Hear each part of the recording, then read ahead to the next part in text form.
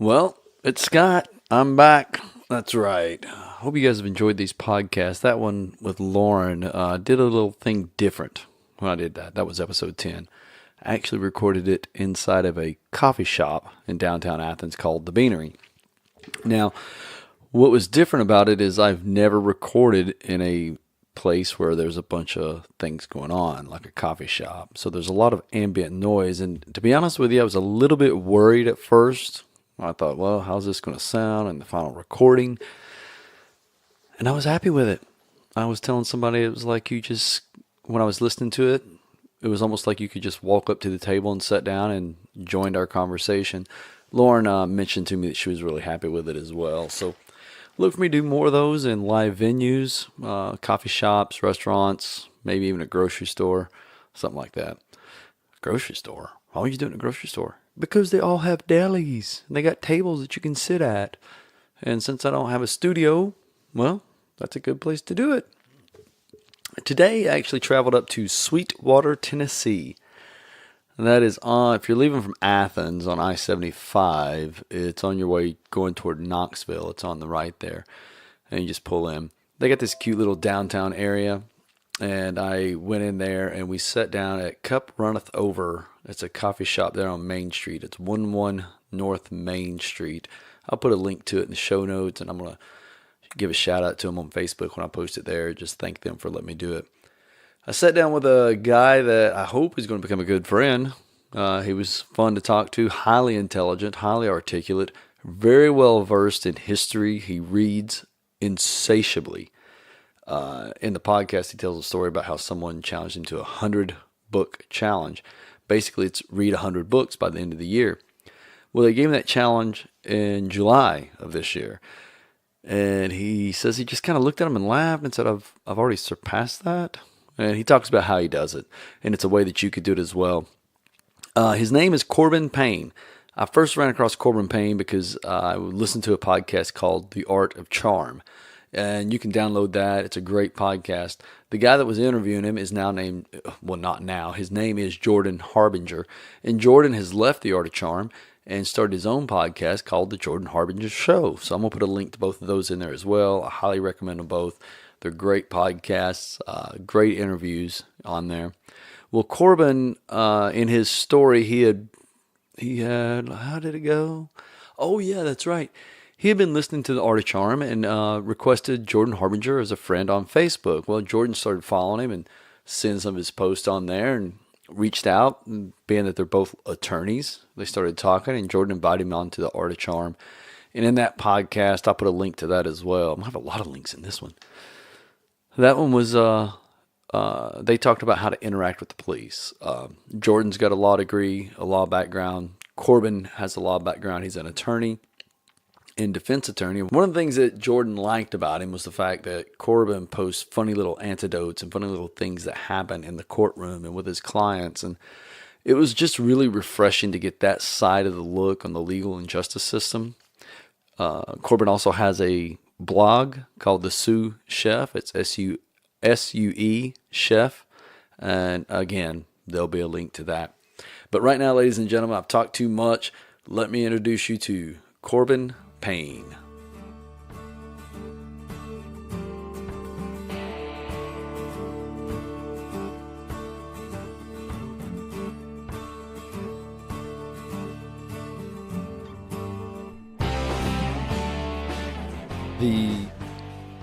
Let's see, you said you were Air Force brat? Yes. My dad was in the Air Force for 22 years. Okay, just pull up closer in front of you. Okay. Yeah, I don't have to read your lips. We just want to hear you. Read my lips. Doesn't work well on a podcast, does it? No. But yeah, my dad was in the Air Force. Was in the Air Force for 20 years. I guess I had just turned 13 when he retired, and we moved back to the great and world famous city of Madisonville, Tennessee. So was he originally from Madisonville? Were you born there? No, I was born in Charleston, South Carolina.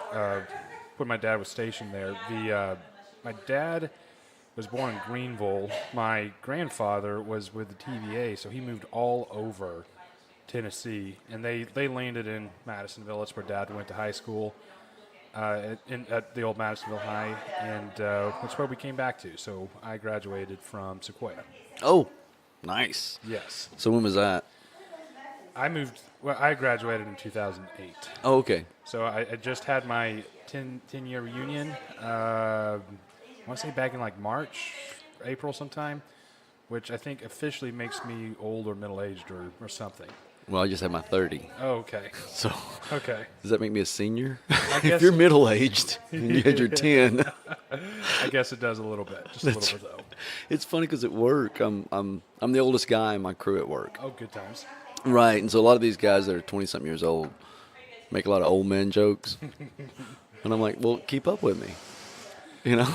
Before I came over here, I had to run something to the post office. So I get there at park, I run in, I realize I forgot something, run out, run back. I do this like 2 or 3 times because I forgot everything I came there to ship. I was just, in a hurry to meet you, I guess. But there's an older guy just sitting at his car laughing at me. And I see him laugh at me the first time.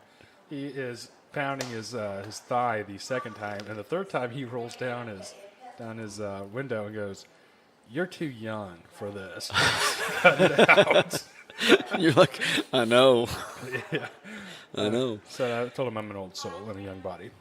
Well, it's Corbin, thank you for taking time out of, I know you got a busy schedule, you got family and all that. I appreciate you taking time to do this. Well, you've given me a cappuccino, so I'm willing to do most things for free coffee.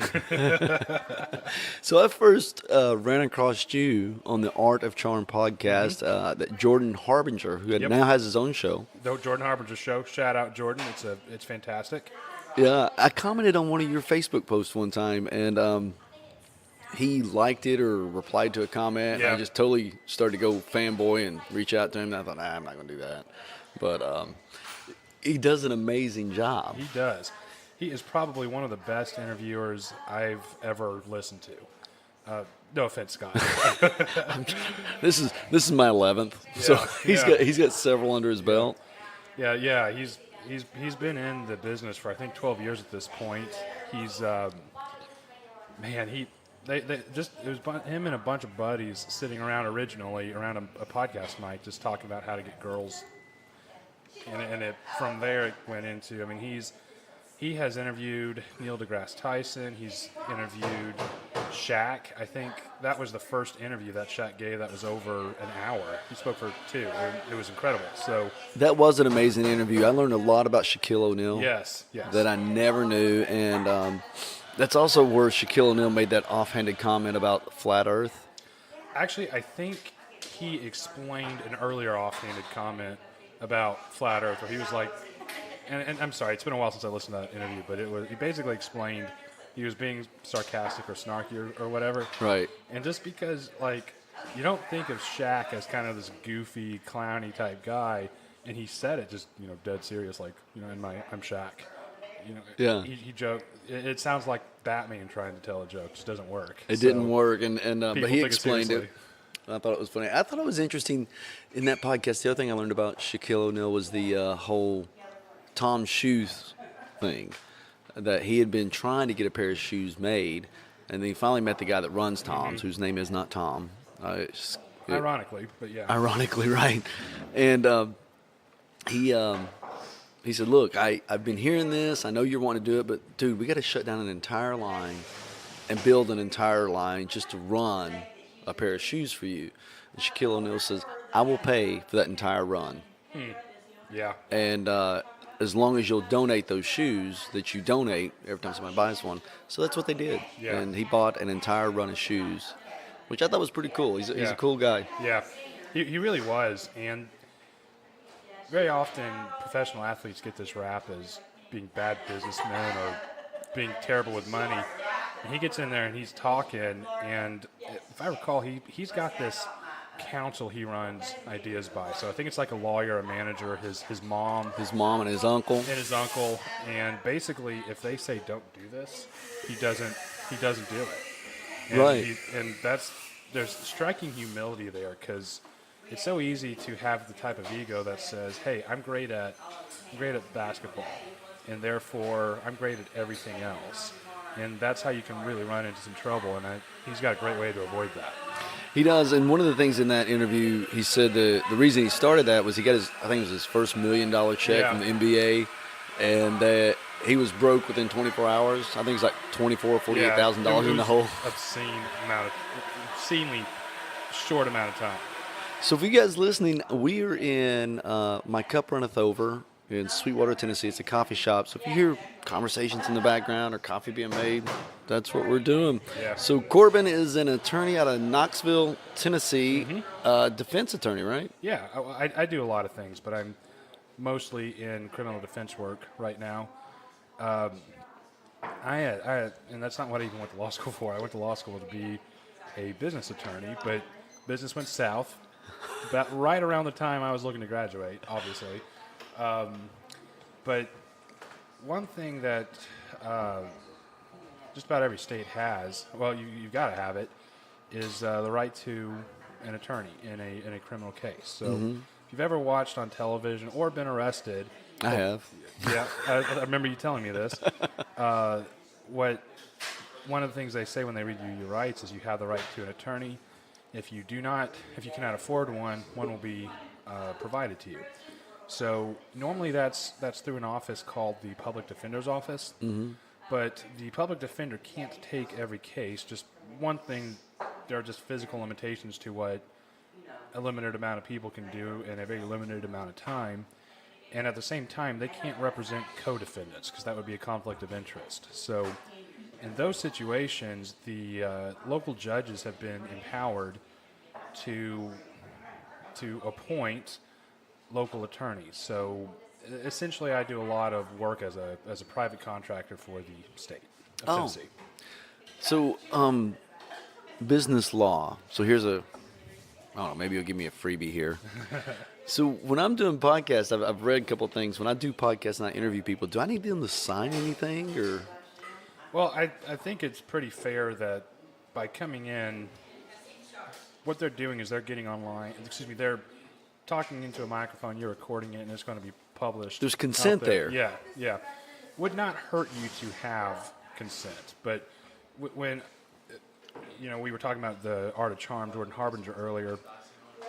I was on the Art of Charm show. I talked about interacting with the police. I did not sign anything with them.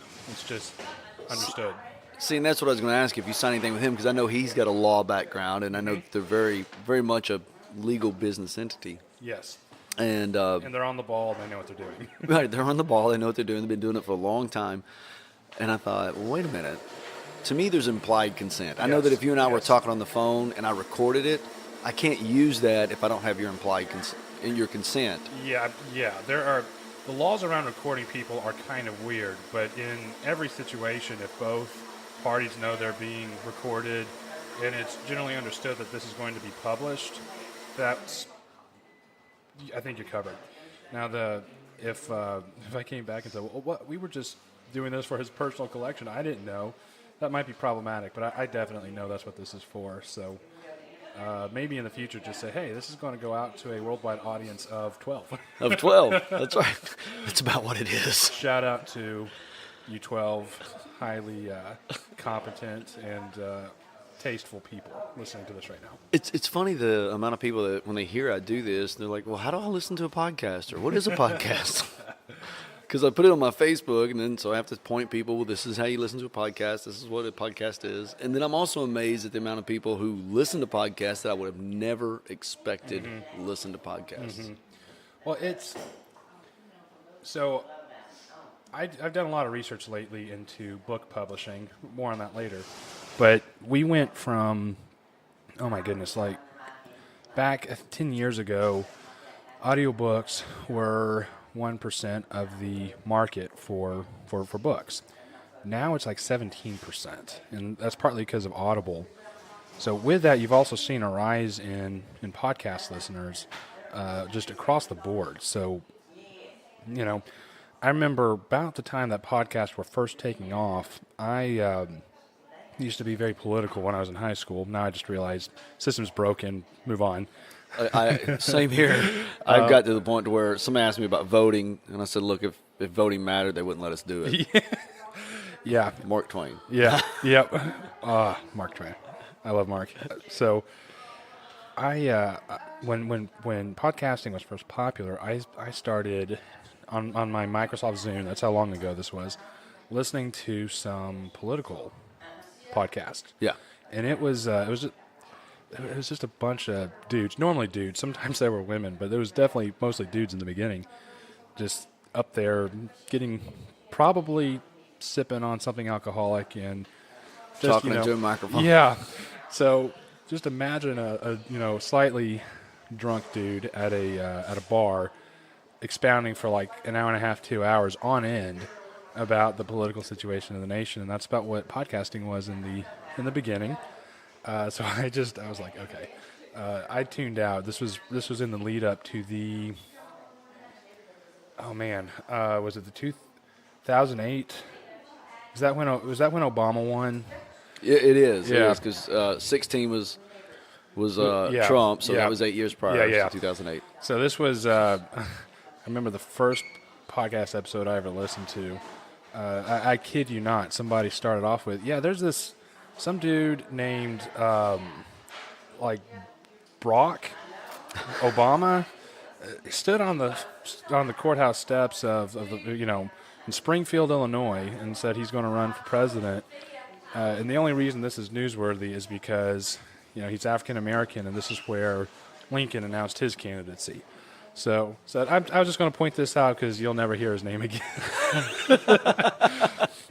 I wonder if that guy's still podcasting. I don't even remember who this was. This wasn't official because even back then, I think NPR was about the only official news organization who was seriously in the podcasting game. So it was man, I don't even remember who this guy was. He had a blog, but I think we've all had a blog. Yeah, I've had a blog, and I have not posted in like a year. So I was out, and it was probably, I didn't start listening to it again until I had a long commute in law school, and you can only listen to the radio for 2 hours a day, every day, for a certain amount of time before it starts repeating itself. And it gets really bad around the time of a Taylor Swift new release. So right. Well, that's my problem. The only radio station I really listen to, and you mentioned NPR, and it's not because I'm left or right. It's because they have things like the Moth Radio Hour, or they have Wait, Don't Tell Me, or something like that. Yeah. And I enjoy those shows. They're story based. Instead of getting up there and saying, "Hey, we need to do things a certain way because liberalism is correct or because conservatism is correct," not that either doctrine's really defined anymore. They get up there and they tell a story about this one farmer in this one field out in Nowheresville, Kansas, and here's something that's going on with him. And then the next week they'll talk about somebody elsewhere, and you get a pretty balanced perspective that way because it's not talking heads, it's regular Joes and Janes. And that's what I enjoy, especially about that Moth Radio Hour. Have you ever listened to any of those? I've not. I mostly listen to Planet Money. I'll have to check that one out. Yeah, it's an economics podcast. It's fabulous. I'll have to look into that one. Mainly when I listen to it, it's on the radio, just driving back and forth to work. But the Moth Radio Hour, that's one of the NPR podcasts that I listen to. What other podcasts are you listening to? Well, I found this new one called the Scott. He's got a weird last name, like Birdsong, Birdwell. My chemistry teacher in high school said bird shit. Bird shit. Okay. I could see that. Yeah. In the military, that's got a very specific connotation, so that's interesting. It does. So Planet Money was probably the first one I got into. I love, probably the big one I like now is Revolution's podcast. It's this guy, this historian who I think graduated from his grad school program right around the time of the Great Recession, gets out there with tons of student debt and can't find a job. Not the only one in the country. So, he just starts because he couldn't teach. He started this. He started teaching. Yeah. And he went from like the legendary founding of Rome all the way, I forget what point he ended at, but it was I think almost 200 episodes, I think. And it became enormously popular, just weirdly popular. There's a lot of people who are fascinated by Rome. So he's got a good voice. He's got a great sense of narrative. So he just told that story. He recently published a book called The Storm Before the Storm, but he moved on to start a new podcast, not following the story of a nation, but he starts talking about various revolutions in human history. So, French Revolution was a big one. There's the English Civil War.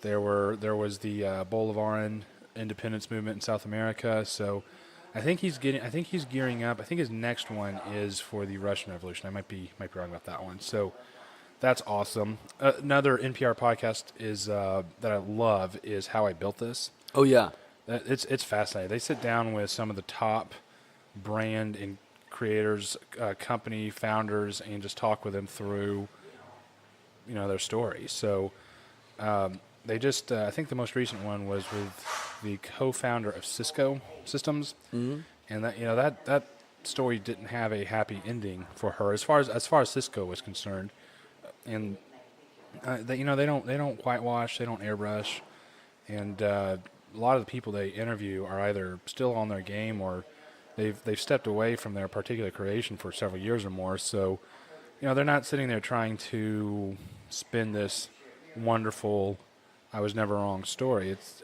It's pretty real and honest. So I love that. Listen to a bunch of podcasts from the Wall Street Journal. They don't get into a lot of the emotionalism of politics. So I would classify them as center right, and their economics policy is definitely center right. But I like with their politics, they're pretty analytical. They don't get into the emotionalism of the issues. It's just kind of like it's a pretty good dispassionate discussion. I listen to the Jordan Harbinger show. And anytime I get asked for a podcast recommendation, I always tell people, if you're not listening to that show, you're leaving money on the table.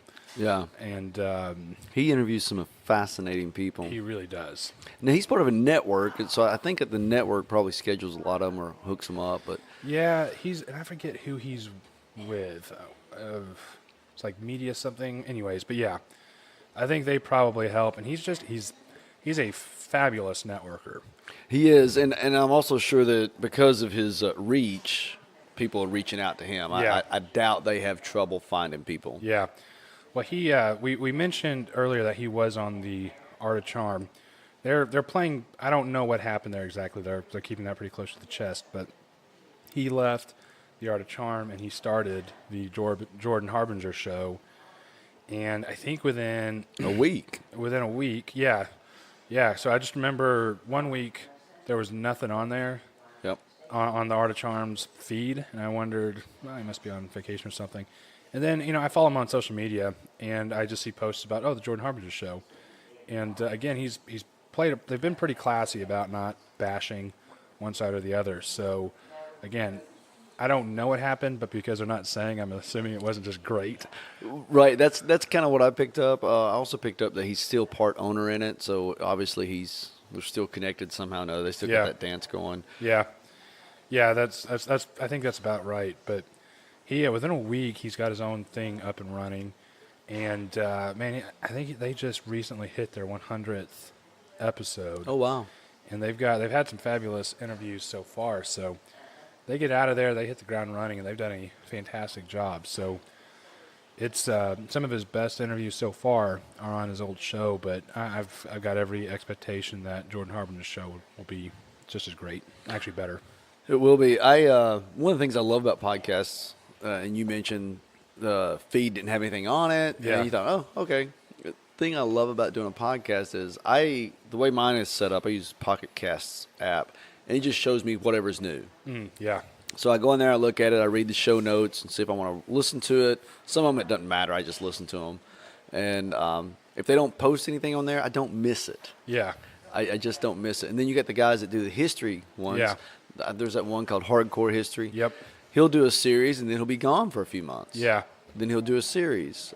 There's another guy that I listen to, Rob Bell, the Rob Bell podcast. He was a former pastor. Yes. I knew I recognized that name. Oh, God. I love his stuff. But he was talking about it, and he'll take off because he'll go on tour. He'll do speaking tours, or he'll just take some time off. And he said the thing that he noticed after he took a long amount of time off was when he came back, the internet was still there. Yeah, yeah. The podcasting apps out there the best feature about them is you can select, and it automatically does this when you subscribe. They will put the newest episode of a show into your feed, so you don't have to sit there and remember to go find that This show, Yeah. that's right. Yeah, but they've also got it all saved. So I'll give you, for instance, the Spartan races are huge right now, and I'm Yeah. actually getting ready to run one next weekend. Yeah, a week from today in Atlanta. But the founder of that company is an interesting guy, and he's got his own podcast show. Oh, And I'll be honest, I've listened to several of his episodes, and he's new. He's got a good team behind him, but he doesn't have quite the experience of some others. So he, some of his episodes are great. Some of them are not. So is he doing monologue, interviews? interviews. Okay. So actually, he's interviewed Jordan Harbinger Oh. before. One of the best podcast interviews I've ever listened to is his interview of Stephen Pressfield. Yes. Wrote a famous book called The Gates of Fire, He wrote something else because I read Legend it. of Bagger Vance, The Well, I War of remember Art. he did The War of Art. That's Yep. the one I read. Yep, I recently read that too. He's Pressfield's got a really interesting backstory. He's a Marine. Mm-hmm. When he got out, he decided he wanted to write, and like a lot of writers, he starved for a while. So he wrote The Gates of Fire on a secondhand typewriter while living out of his van. He didn't say down by the river, but I'm assuming that's where he parked this thing most Right. nights. Why not? It's Why a not? van. Right. Government cheese, man. But Gates of Fire is about the Battle of Thermopylae. So if you've ever seen the movie 300, Yes. it's based on that's the Battle of Thermopylae. And this book is it's so good that it's required reading at like West Point and the Citadel, and I think now it's been on my reading list. yeah, I'd recommend. Oh, and the U.S. Marine Corps officer candidates. So it doesn't glorify it. It's just a bunch of dudes who were realizing if they don't stop them here, if they don't really bloody the Persians' noses, then It's over. It's over, and they're willing to die for it. So 300 was an entertaining movie, but I think it very much got into. I mean, it's based off a graphic novel. Yeah, So- it is, and it's very much a graphic novel type Exactly. of format, and I love it. I go do back too. and watch it I do all the too. time. I do too. So I'm not knocking 300, but I would say if you read this book expecting a literary 300, that's not what it is. Yeah, It's a bunch of dudes who went through boot camp together and have lived like that all their lives, drawing a line in the sand and saying you're not passing this, or and if you do pass, it'll be over our dead bodies. literally. And spoiler alert, It that's was what over. happened. It's like the movie Titanic. Yeah, it's yeah. the same. Yeah. So Pressfield went on to write some other great books and stories. I just listened to one he did called The Lion's Gate, I think, about the 6-Day War. Mm-hmm. He wrote a book called The Legend of Bagger Vance, which was made into a movie with Matt Damon and Will Smith. And then he's kind of gone on this career of advising would-be writers the science behind the art of writing. So you talked about the War of Art. Obviously, the title is derived from a famous military manual called The Art of War by Sun Tzu. Exactly. And it's just basically kind of this, it's almost like this long rave about, this long screed about how to fight against your inner demons and create something magnificent in terms of writing. Or he's specifically writing to writers, but it's something that anybody who wants to do anything creative, they need to listen to it. And I read it, and writing has always been one of those things that I like doing, but I've never got into long form writing. Yeah. You know, like writing a book. I mean, writing a blog post, writing an article, something like that. I can do. I can literally sit down and bang it out and do it. I need editors, but when I've tried to write long form, so I'll write this article and I think, okay, I'm gonna go back and expand it. I just haven't been able to get past that. Yeah. Now, you're in the process of writing. How do you? Are you opposite? Or is it easier for you to write long form? No. In fact, so to back up, I'm an avid reader. Somebody challenged me to do a book challenge this year. Read 100 books by the end of the year. Now this is right after my birthday, which is middle of July, and I just kind of smiled and told the person I've already hit that number of books this year. Oh, So, really? yeah. I read about 2 to 3 books a week. So when you say read, do you read like word for word, or you read and say, okay, this is repeating itself, I'm going to the next chapter? Or... I will sometimes do that, but I prefer to go word for word. Okay. So, and to be honest, one thing that's really up my game lately is Audible. So, So you count that as reading a book? oh, absolutely. Okay, I do too. You look at a lot of studies, and you can get a lot.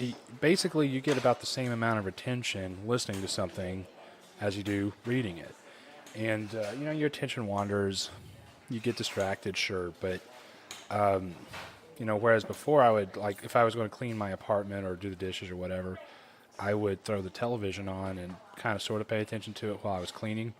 Now I can just throw a book on, and I don't have to set aside time as much to sit down and do some reading in order to get through a book. I can listen to it while I'm driving or at the gym or cleaning or walking or whatever. So I love that aspect of it, but I also do a lot of physical books, a lot of Kindle. I go through so many books on Amazon that I get some crazy rewards points for that. So I get a lot of free books too. But yeah, I have since I was a kid, I've wanted to be a writer. Mm-hmm. In fact, I went through some of my old stuff recently, and in kindergarten they asked us what you wanted to be. I wanted to be an illustrator. Okay. And I remember this because it was kind of one of those weirdly seminal moments in my life, where both my teacher and my parents were like, "But you don't like to draw."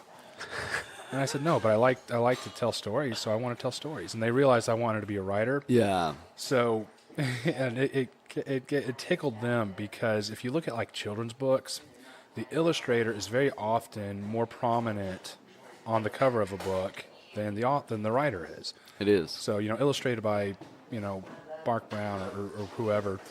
And so I thought that meant writer. I said, no, it means author. And I remember thinking, that's actually a cooler word than illustrator. So, Well, the funny story about the children's books is my daughter, we were living in Kentucky. We'd come down to Athens, Tennessee to visit my mom. And at the time, my grandfather on my mom's side was living there. And this is shortly before he passed away. He was illiterate. okay. And my daughter, I couldn't tell you when my kids learned to read. They've just always had books. And I don't know if they memorized these books or if they just learned to read. But at some point, they were on their own. And she comes up to him one day and she goes, "Hey, Papa, will you read this story to me?" She climbs up in his lap. And I'm sitting there with this little nervous tension, and I don't know, do I say something? Do I intervene, or do I just sit back and watch? And I was like, I'm going to sit back and watch. And my papa said, "Sis, I can't read, but I'll tell you what I think the pictures are saying." So he took that book and he created this story based on the illustrator, in which the illustrator is very, very important, in it, especially in a children's book. And then she took it. She goes, "Okay, my turn." And then she read the book. Then she grabbed another one. "Your turn." And so they went through 3 or 4 books like that. My grandfather was telling one story based on what he saw in the pictures taking place, and her telling either what she remembered or what she could actually read. But That's awesome. Yeah, I mean, the way you tell a story is hugely important. So you're right. I am in the process of writing a long novel, and it will be a long novel. But I know the story in my head, partially because it's based on true events, but the way you present a scene is critically important. So I have written the first 3 to 5 chapters of that book many times. Partially because those were the first. Once I got past those, I kind of went with it, and I've gotten better as I've gone. But my sister, who is my editor right now, and who is not afraid to tell me when something's bad, just told me, "No, I know I can tell what's going on, but the way you're framing it, the way you're presenting it, just doesn't make sense." And it's hard for me to want to follow this. So She is brutally honest. She is brutally honest, and I appreciated that because I kind of knew there was something not right about it.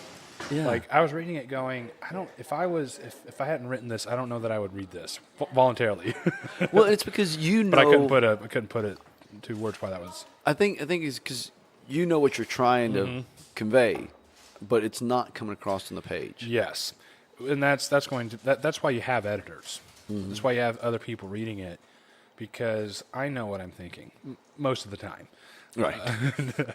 Sometimes I don't know where the heck some things come from in my head. But I saw a meme the other day. It said that sometimes the devil on my shoulder looks over at me and says, "What were you thinking?" Yes. Oh, I may have created that meme and not realized it. That's right. But as far as so we've gone a little bit afield. But go back to your question. I've always wanted to be a writer.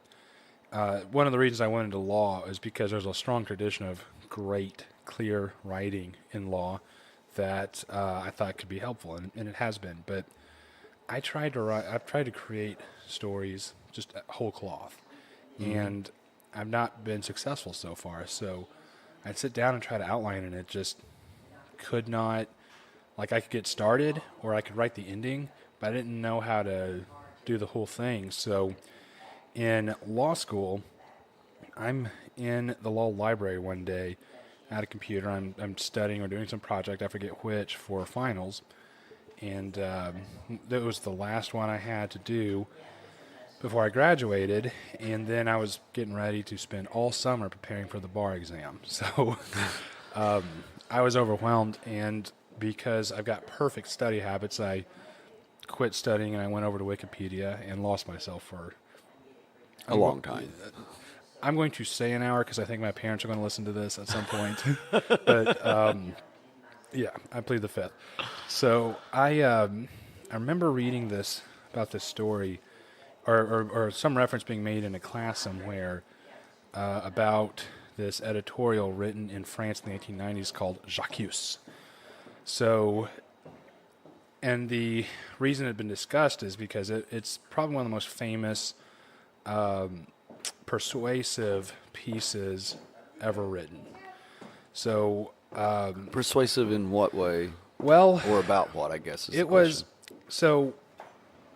about something called the Dreyfus Affair, and it's something I had kind of vaguely heard about because it's very important to the foundation of the Zionist political movement. So in the 1890s in France, this army officer named Alfred Dreyfus found himself just out of the blue charged with treason against France. So the French army had realized they had a traitor in their midst, and they conducted an investigation.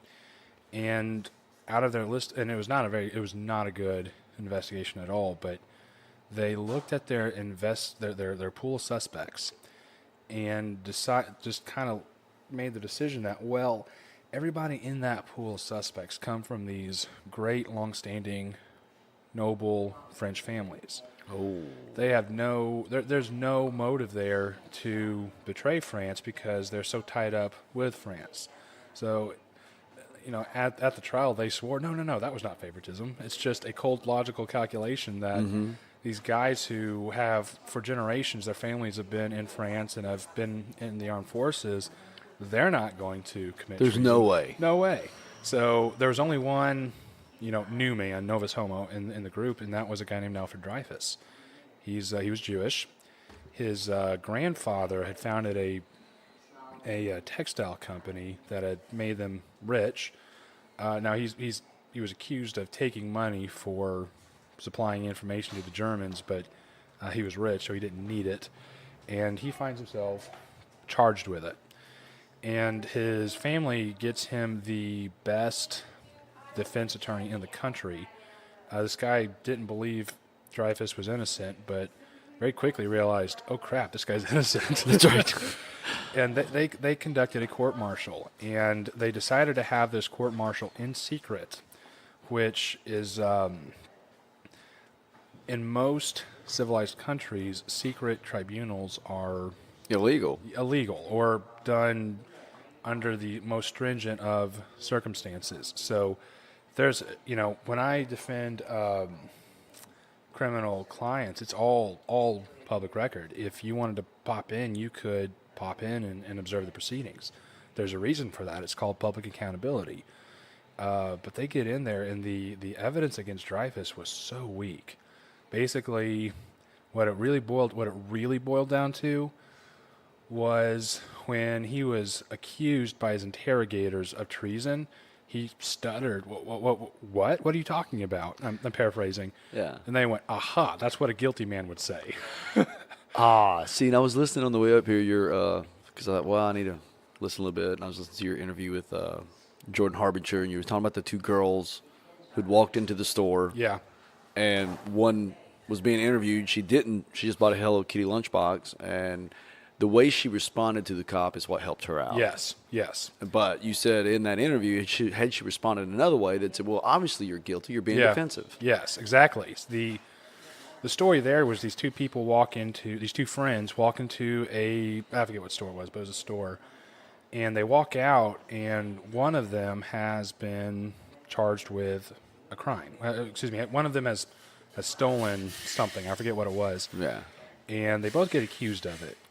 And you know what? You see this a lot, where two or three people walk in, one person does the stealing, the other person or persons is keeping a lookout. So that's what that looked like. So the police officers are looking into it, and the person who didn't do any theft, who went in there and spent more money on an item than the amount that had been stolen, is looking at the officer and the officer's going, we know what happened, we know there was theft, and said, I saw the video and I saw your friend steal something. And the person who was innocent looked at the officer and said, wait, where was I during this? Now, she wasn't trying to be clever. This wasn't part of some legal strategy on her part. Yeah, she just said, wait, where was I? Because I didn't see that. The officer thought about it and went, if she was being a lookout, she's the most incompetent lookout in the history of crime. She wasn't there. Because she was in a completely different part of the store. So she ends up getting, I don't even remember how that worked out. I'm sorry, that was a long time ago. But yeah, it was, that's what happened. Well, I think in your interview you said that the DA looked at the officer's report and actually dismissed the charges against her. Yeah, and there's a good chance of that. Oftentimes there are policies put down by whatever department, whatever office that the investigator is a part of, that if certain circumstances are met, they get charged with something, and it's up to the lawyers to figure that out. And that's not a terrible policy, but it does kind of abrogate the judgment of the officer. So in those situations, often a good officer will make it very clear from the warrant that there's a little bit of suspicion there, but also that there's not a very strong case against them. So I think what ended up happening was the innocent party had their case dismissed after the DA read the warrant and went, oh, we can't really support that. So that wasn't a client of mine. I remember a friend of mine I was in the room when this was happening, but a friend of mine walked over and told me that story. But yeah, I have found that you talk with officers or you read a warrant, and when they've interviewed somebody and said, did you do this? The person flies off the handle and gets angry. And, I find that perfectly natural. If I came in, Scott, and said, hey, I heard you killed somebody yesterday. You're going, and if I really meant it, you'd kind of be upset at me saying that. Right. But because of the type of people that most police officers interact with on a day-to-day basis, they're going to look at defensiveness and go, oh, crap, this guy's or gal is guilty. So in my legal case, one of the things that happened was the one entity didn't tell the courts that I had completed something. Okay. Right. So I'm driving home one day, tail lights out, I get lit up, I get took to jail because there's a warrant for my arrest because the court says I didn't complete this. And so I go down there and I get I have to go through that process. I get my information. And I went back to, she wasn't a parole officer, but she was somebody in the courts that I had dealt with before. And I go to her and I said, could you get this to the courts and tell them so they know I did this? Right. And she said, well, you can just go down to the court and give it to them. I said, you don't understand. When you're on that side of the desk, everybody's a liar. Right. And I know everybody's not, but when you're on that side of the desk, you feel like nobody on the other side is believing me. Correct. But if you do it on my behalf, she said, yeah, no problem. And then she calls me up. It's all taken care of. Everything's dropped. So all that comes back to, let's go back to the persuasive argument. This guy's accused. He stutters. And now they automatically assume he's guilty. And they take him to, they court-martial him. So he's being charged with treason, and they quickly realize they're going to lose the case because of how bad the evidence is. And they manufacture evidence against him. Now, there's a lot of debate over this. This is a huge event in French history. A lot of people think that everything was fabricated. They thought that this was the motivation from the get-go, was to convict him to protect the actual accused, who was from a prominent French family. But most people, most neutral observers, think that they really thought he was guilty, and therefore they fabricated evidence against him because they didn't want a guilty man being declared innocent. So they fabricate this evidence, they communicate it to the judge without showing it to either the prosecutor or the defense attorney. Oh. Hugely illegal. Hugely illegal. Even in France at that time. Even in France at that time, yes. So he gets convicted, and he gets... Sorry about that. You're good. He gets sent to a prison island in South America, and it's a tropical paradise named Devil's Island. Oh my gosh. Yeah. So he spends quite a lot of time there in solitary confinement. It's brutal. So that's in the meantime, his family, who have trusted in the French judicial system and the rule of law and the law courts, they continue to trust in that. They try to appeal it. They try to go through all the legal channels, and it doesn't work. They get completely shut down. So they basically start building a political movement. So you think, one of the things that got me interested in this was the parallels to something that was happening around the time I was writing this, which was the shooting death. I want to say Michael Brown was Michael Brown, yeah, in Ferguson, Missouri. Right. Yeah. So before his body was cold, it was very politicized. Absolutely was. So and that's a criticism of both conservatives and liberals. It's well, even this thing right now in Saudi Arabia. Yeah. Before any evidence is out, it's totally politicized on both sides. Yes. Yeah, and it becomes this political flashpoint. Right, and nobody looks at the facts. Nope. Nobody tries to be objective. No. And I'll be honest, both stories, both narratives that are put out there, that the guy that was killed had resisted, got violent, and was killed as he was restrained, and the other narrative being that he was murdered for being an opposition writer, they're both possible. The Saudi Arabia guy. Yeah. Right. Sorry, they're both possible. Now, one story is probably more plausible than the other. I won't get into all those details, but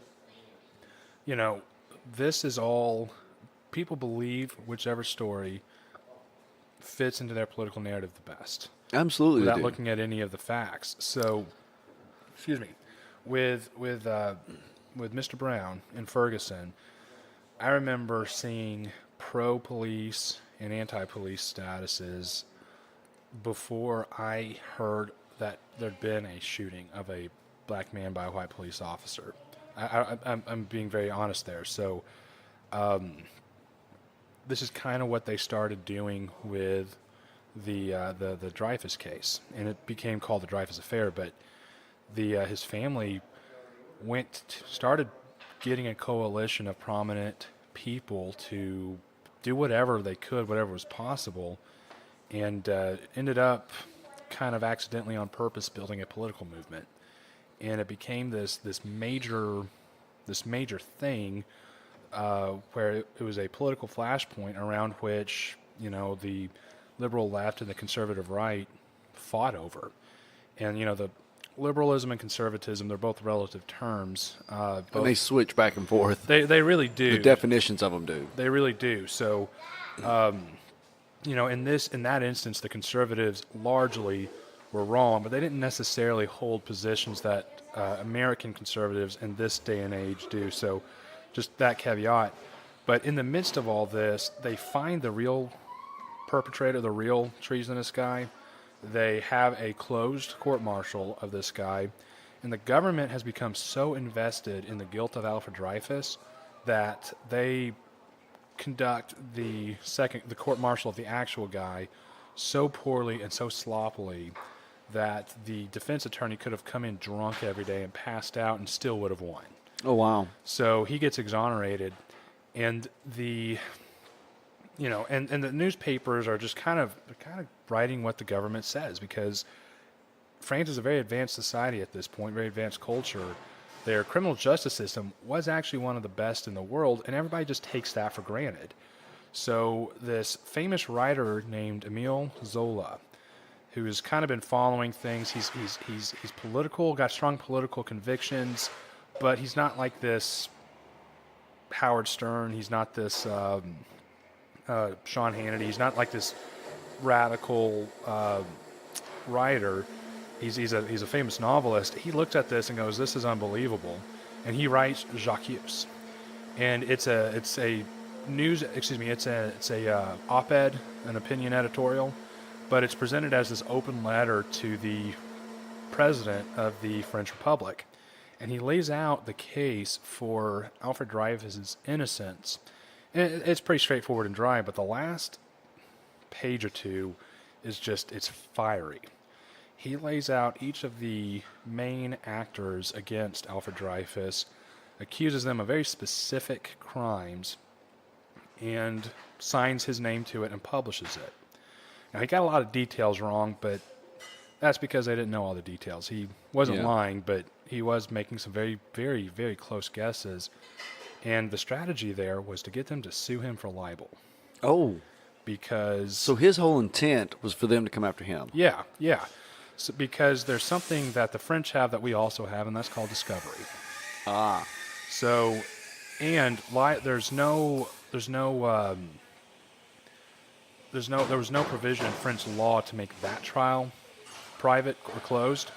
So they knew, if they sue him, if they don't sue him for libel, they're tacitly admitting it's true. If they do sue him for libel, he's going to request everything. And everything will come out in the open. Uh-huh. So it's and it blows up. They were the only reason they did this was to get sued. What they didn't realize was this would be come to be considered one of the most influential articles ever written, because it was on front pages all across the world. Newspapers in just about every country that had newspapers were reporting on this. It instantly divided the French, 80% of whom probably had no idea that there was any wiggle room in the debate over whether Dreyfus was innocent or guilty. So they look at this and go, "This is bad." And then everybody waits. Okay, well, what's the government reaction going to be? And you've got the left who are kind of looking at this going, "Oh my gosh, this is a live political issue to attack the conservative government."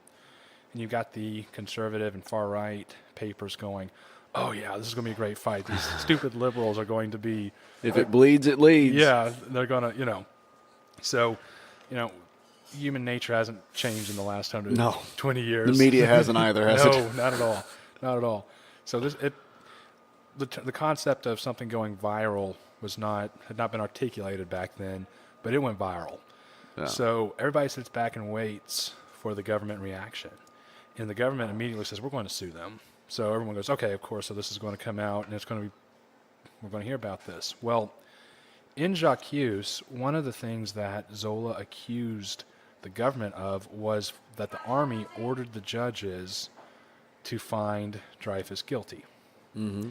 and then said all these other people did these awful, terrible things. They only sued him over the one line that the Army ordered the judges to find him guilty. That was the only thing they said was libelous. So none of the accusations were libelous, according to the government, in the lawsuit. Yeah.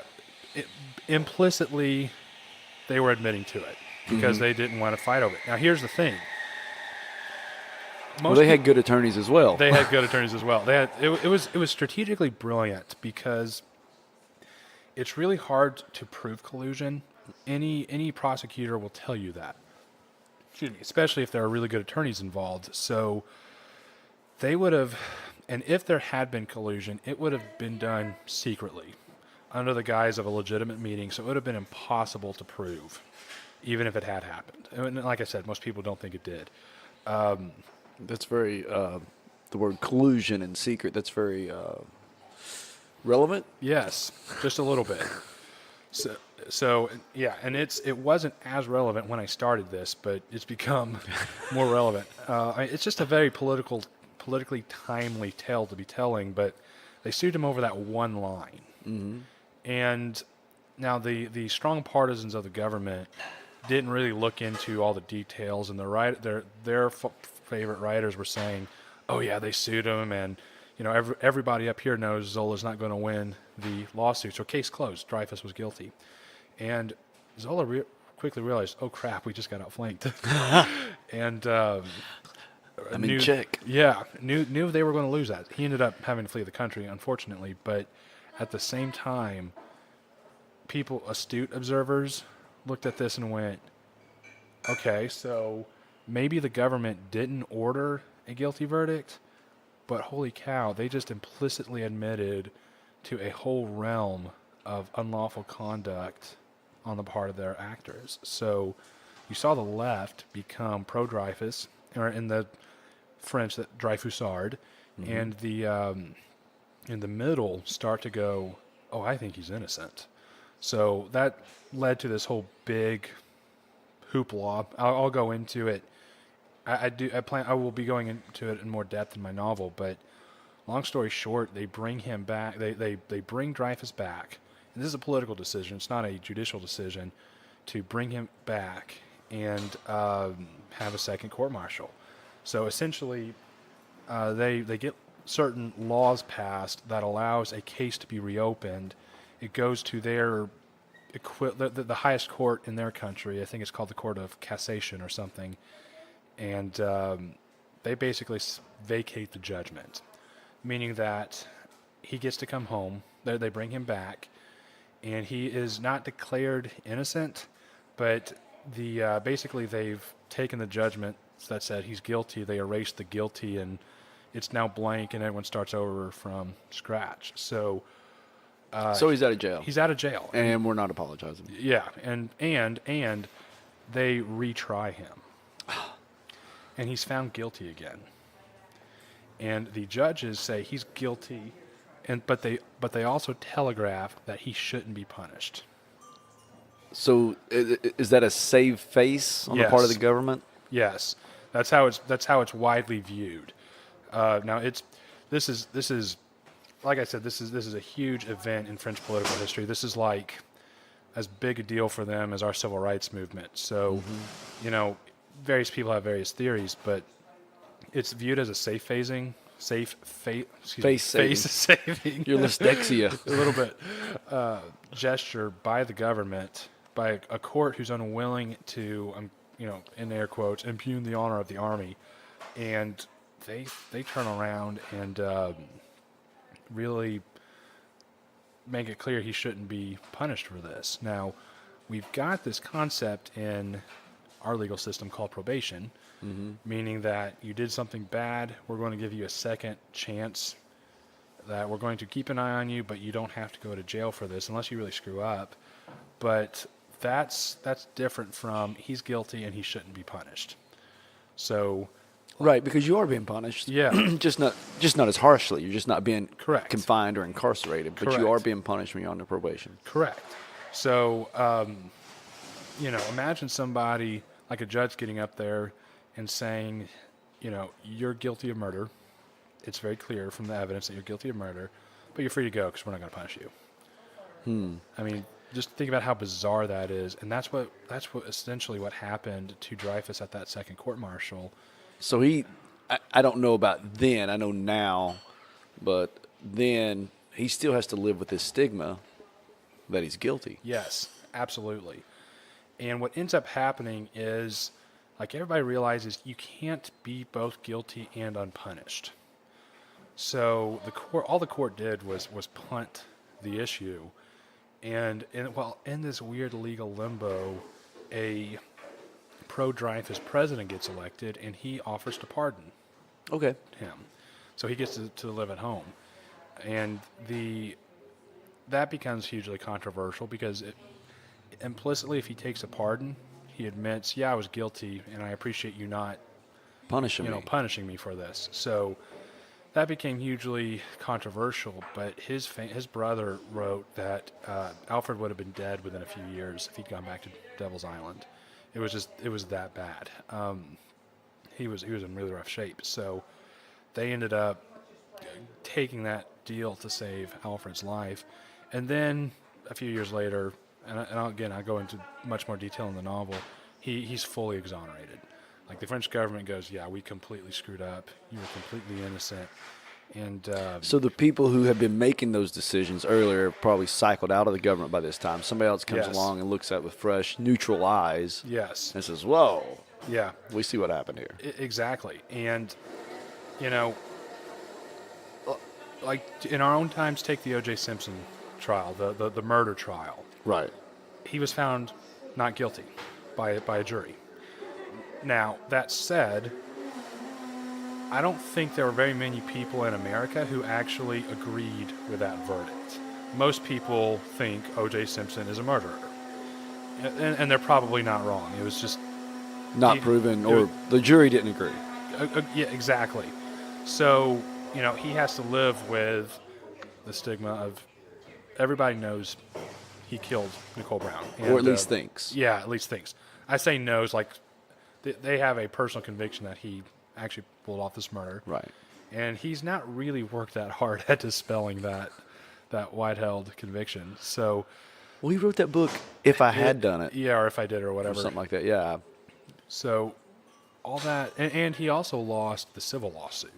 That's a different burden of proof. So, every dime he's made since then, I think, has been taken by her family. And I forgot there's a second victim there, so his family too. But anyways, there was a point where everybody knew. Even those on the right, like, you can tell by some of the things that they've written, or that I've read that they've written, and it's like, yeah, they understand that. They're just beating a dead horse. And it's just a way to get the base all fired up. So after like 8 years of nonstop Dreyfus being the news item, everyone's exhausted. So finally, some of his allies in their Chamber of Deputies, which is their equivalent of our House of Representatives, somebody makes a motion to just fully exonerate him and reopen the case and take it to a court. And the right just does not have the political willpower to oppose it. The left is pretty swept up in this historic moment. So it proceeds forward. And if I recall, I haven't gotten to this part of my novel, so I haven't reviewed my notes in a while, but essentially by legislative vote, they vacated his judgment again. And when the prosecutors, it was handed back to the prosecutors, and they went and looked at everything and went, nah, we're not prosecuting. We're going to dismiss this. Yes. Dismiss this warrant. Yes. So, and that's, at that point, he is legally an innocent man. Is he alive still at this time? Yes, he was. Okay. Actually, so this happened in the 1890s. This resolved, I think, in 1904. So this is relatively new history. Yes, this has been within the last 100 years. That's one person ago. Yeah. It is, yes, exactly. My grandfather was born in 1919, so that was right after all this happened. Alfred was alive at that point in time, but regardless, this is so recent in French history that there are still people in the military in the French military who get defensive over the topic and insist that the army did no wrong and Dreyfus was actually guilty. Now, there's not any serious person in France, I think, who believes in his guilt anymore, but it's still a relatively contentious issue. It's not unlike our civil rights movement. That happened, well, it's still going on, but the Civil Rights Amendment was passed, I think, in the 1960s, and it's still a live issue today. So, yeah, that happened. But in the aftermath of the affair, everybody who conspired against Alfred, except for one person, leaves the military and basically try their best to fade into obscurity.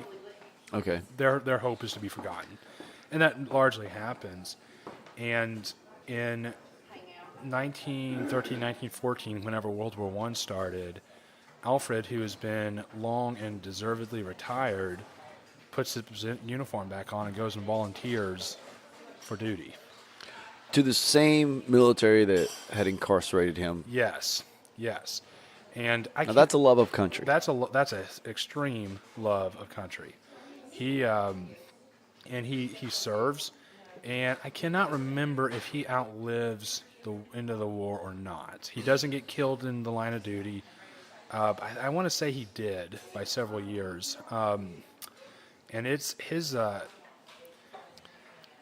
family, and his family sticks around in France to the extent that he and his brother die before World War II starts. His widow survives World War II by going into hiding, but his family's rich. So in the lead up to World War II, they could have gotten out of France because in the 1940s, early 1940s, France was not a safe place for Jews because it was occupied by this really friendly club called the Nazis, who were sending Jews to death camps. Instead of fleeing, they largely decided to stay in France, and they went underground, and several of his descendants and his brother's descendants were active in the resistance. Oh, wow. In fact, he lost either a daughter or a granddaughter fighting in the resistance. And interestingly enough, several of his tormentors, their children and grandchildren, were active in the collaborationist Vichy government in France. So it just brought it full circle that his family literally put their lives on the line and died opposing the Germans, who Alfred was accused of collaborating with, of providing treasonous intelligence to. And in the end, the people that were so morally opposed to him, who hated his guts because they thought he had done this, like their descendants collaborated with the Germans when France was finally defeated by Germany. So it just looked at that, and man, it's just, they're an incredible family. The descendants are still alive today. We got Richard Dreyfuss. Yeah, actually, I don't think he's related, but I was reading somewhere that Julia Louis-Dreyfus of Seinfeld is descended from a cousin or something of Alfred Dreyfus. So they're still over there. I think some of them have immigrated to Israel. I think some of them are still in France. I remember reading an article in my research about a great-granddaughter of Alfred Dreyfus meeting up with a great-granddaughter of Émile Zola, the guy that wrote J'accuse. I thought that was really cool. That is cool. And you wonder how they met up. They're just like sitting in a coffee shop one day. Hey, what's your name? Oh, what's your name? Oh, that's weird. Yeah. Kind of like, it's just, it was just an incredible story. And one of, we were talking about the continuing relevance of the Dreyfus affair. There was a reporter in France who was following the story named Theodor Herzl, or Theodor Herzl. I'm not sure how it's pronounced. And he was a Jewish man, and his whole, up until the Dreyfus affair, like his philosophy was, well, if Jews stopped acting, talking, thinking, and believing like Jews, then our family won't persecute us. So, take Fiddler on the Roof. If that family didn't look Jewish and sound Jewish, they looked like their neighbors, they would never have been persecuted. That was his theory. But if you didn't know Dreyfus's last name, which is a Jewish last name, you would not have known he was Jewish. Just was not religious, dressed, acted, and thought. So he's not wearing a tea leaf. Correct. He's not wearing a yarmulke. He's not got the. Correct. He's as French as they are, with with a Jewish background. Exactly, and obviously, as we discussed, very patriotically French. So they kind of looked at the situation and went, well, he gets persecuted, and noticed just I didn't mention this, but there were hugely violent anti-Semitic protests all over When the you country. first started telling this story, and you said that you had the very prominent French families, and you have this Dreyfus guy who's Jewish, I'm sitting here thinking, in my mind, well, yeah, who are we going to say is the treasonous one, the prominent French families that have been so important to France, or this Jewish family? Exactly. So I was wondering if this was an anti-Semitic case from the start. And again, that's another controversial, a much debated point in the history of this thing. I mean, to this day, most police officers will tell you, or most police advocates will tell you that racism doesn't play a part in police activity anymore. And then you look at the stats, and that's not true. Yeah, because if you're one of the minority groups, you're sitting here going, well, does for me. Yeah. I mean, if a police officer walked into the room right now, you and I probably would not even notice. We're two middle class white guys. We don't have to fear the police. No. If we were sitting here with someone who's a minority, they would probably notice. They may not get scared or nervous, but they would probably take notice. So that's all I'll say on that matter. But no, let's say more. Yeah. Let's get controversial. Let's blow up for all the wrong reasons. Well, and I'll say this: when I lived in Washington State, my son, who's obviously white, and his best friend is African American, and Levi grows up in one experience in life, and Nick grows up in another experience in life. And Nick's father's from North Portland, and he moved him across the river into Vancouver, Washington. And Nick's father and I was talking one day, and he says, look, I am very adamant with my son. If you don't want to be treated certain ways, don't dress like this. Because Nick was trying to dress how a lot of the African Americans in the hip-hop culture and stuff do. And a lot of his peers, probably. A lot of his peers. And his dad, who's an executive with Nike, was saying, look, when you walk in that way, you're automatically perceived a certain way. And I always hear people say, don't judge a book by its cover. Right. Publishers spend a lot of money on their cover. Yeah, that's very true. They want you. And so I always tell people when they tell me that, well, don't judge a book by its cover. Well, then change your cover. Yeah. And did it take away that for Nick's experience in life? And Levi's told me, he said, Dad, when we walk in together, we get looked at. Yeah. And he says, when I walk in by myself, I'm invisible. Yeah. Yeah, and that's not uncommon. And a lot of police officers, so let me... Well, and that's not a police thing. That's going into a grocery store. Yeah. That's going into a gas station together. Yeah, and that makes sense. I've got a lot of attorney friends who do what's called juvenile work. And that can be juvenile delinquency cases. So a young person commits a crime. It can also be dependency and neglect claims where their parents aren't taking care of them to some extent or another. Right. And a lot of those folks come out of this with this very jaded view of families. My single friends who are in it, my single female friends who are in it, just have this jaded view of men. My single male friends who are in it have this jaded view of women. And that's not because they've got a lot of experience with, members of the opposite sex. That's because they've got a very particular kind of experience. And I think one of the main issues we've got in our country right now is you've got these extreme cases of bad behavior being portrayed as the norm for a particular group. Name your group. I'm not going to put, white, WASPs, white Anglo-Saxon Protestants in the same category of discrimination as other minorities, but the tendency right now is to perceive another cultural group in the light of the behavior of some of their worst members. Well, here's what's going on in my town right now, and Athens. There's an order of Druids that there's a priest down there named Angela Wilson. She's episode 4 on this podcast.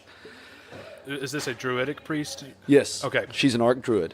Okay. And she went to the city of Athens and got a permit, has paid the insurance to hold a Druid ritual. Shaman is the ritual. It's about the honoring of their ancestor. Shaman? Yes. Yeah. So she's got this permit to do it. Well, That's going over like a lead balloon. Yeah. Well, among some very, what I would say, are ignorant of their own history Christians and ignorant of what a Druid is Christians. What they're saying is, Druid/pagan, they're obviously going to be putting virgins on the altar, they're drinking blood, they're sacrificing goats to the devil. And they've got a very specific lens at which they're looking at this ritual through.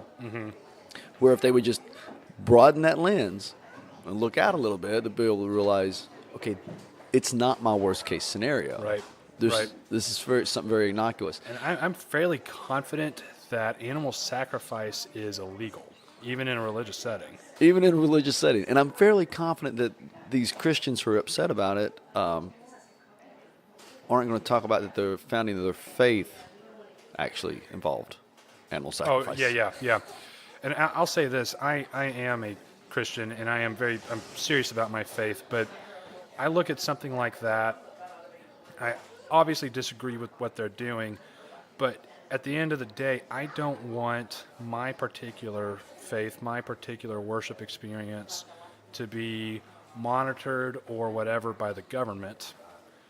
And in a just completely pragmatic sort of way, if we insist upon that for Druids, or name your faith, name your religious group, you're opening yourself up. Well, and that's sort of that's what I told somebody. Somebody was asking me about it. I said, look, one, you wrap yourself up in God and country. Yeah. As a believer, you just wrap yourself up in it. This person is exercising their right to assembly, the right to gather, the right to free speech. They've paid the permit. And freedom of religion. That's also in And First freedom Amendment. of religion, and you're upset about it. Yeah. 2, they're practicing a pagan ritual. The 2 holy days that you have on your Christian calendar, Easter and Christmas, are based on pagan rituals. Easter was moved from Passover intentionally. So when you go back and look at this stuff, and I'm not saying you can't have some religious aspects, you can't take a holiday that's not Christian and put some Christian meaning and imagery and things behind it, and it won't be very sacred and it won't be very meaningful to the followers. And I'm not saying it's going to be harmful to the followers, but do understand that you have your own roots there as well. And to your point, what would you do if they came to your church and they started walking around with signs and singing and chanting and doing all that stuff at your church that disrupt your worship service? Yeah, and that actually does happen to good churches as well as bad ones. I mean, Right. Westboro. But I mean, here's the thing. I think, and this is something that's really jumped out at me as far as the whole Dreyfus affair. Because they've got their own form of discrimination and political dysfunction from us. So as an outsider, I can look at that and see it for all its flaws. It's harder for me to look at my own system and see those same flaws because I operate within it. But one thing that really jumped out at me in the Dreyfus affair was neither side was talking to the other. They were trying to use the Dreyfus affair as this big club to beat each other with. It's what we're doing in politics And today. it's what yes. We talk past each other. Yes. So I remember we just recently had those Kavanaugh hearings, I'm not going to Take a side or anything. right in this. But I remember sitting at a table with 2 great people who are from polar opposite politics, who don't normally talk politics, and they're screaming at each other, like literally talking at the same time. And they weren't responding to anything the other said. It was almost like they were monologuing at each other. I call that Facebook ping pong. Yes. Oh, that's a great term. That's a great term. I'm totally stealing that. Steal that. I can't put that in my book because they didn't have Facebook in the 1890s. That's right. Well, I originally started calling it, because I used to be in the ministry, and I originally started calling it Bible ping pong. So you start talking to somebody about an issue of faith. Yeah, but but this Bible says this. Oh, but this passage says that. No, but we're talking about this specific issue. We're not talking about all these different. Yeah. Yeah. And I first noticed it in the reading about the Dreyfus Affair. And then, I'm not proud of this, but my response was, man, those friends were really primitive. And then, log on to Facebook the next day, oh, crap, we do it too. I'm doing it. So we're probably worse about it than they were. So how do you avoid doing it? I think part of it is what I do personally is I try to understand where the other side's coming from. I come from a politically conservative background. Mm-hmm. Most of my beliefs are pretty conservative.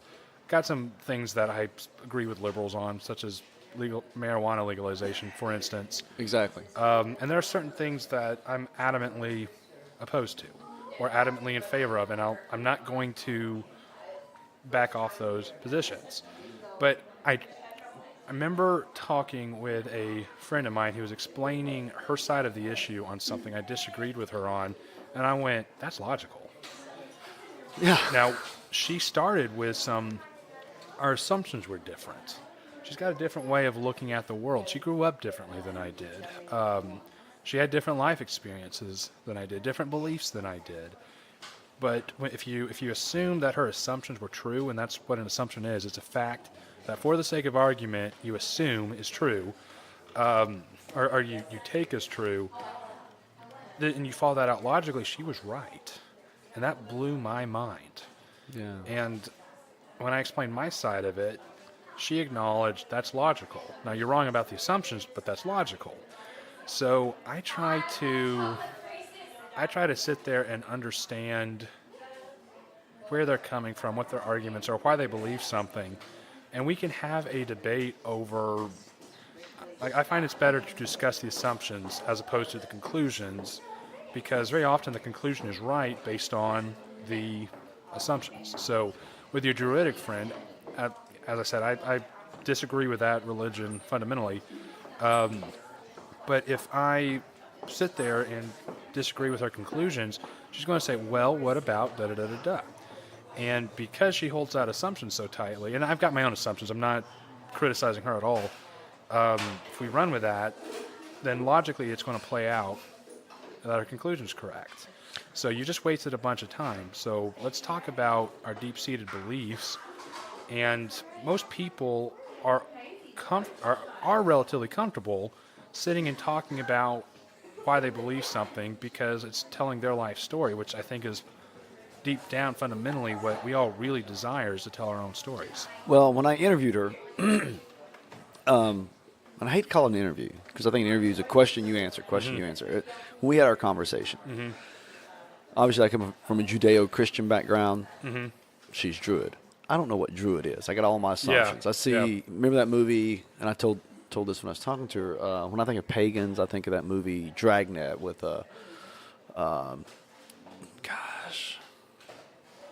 he had the soccer ball Wilson. Tom Hanks. Tom Hanks and somebody else was in it.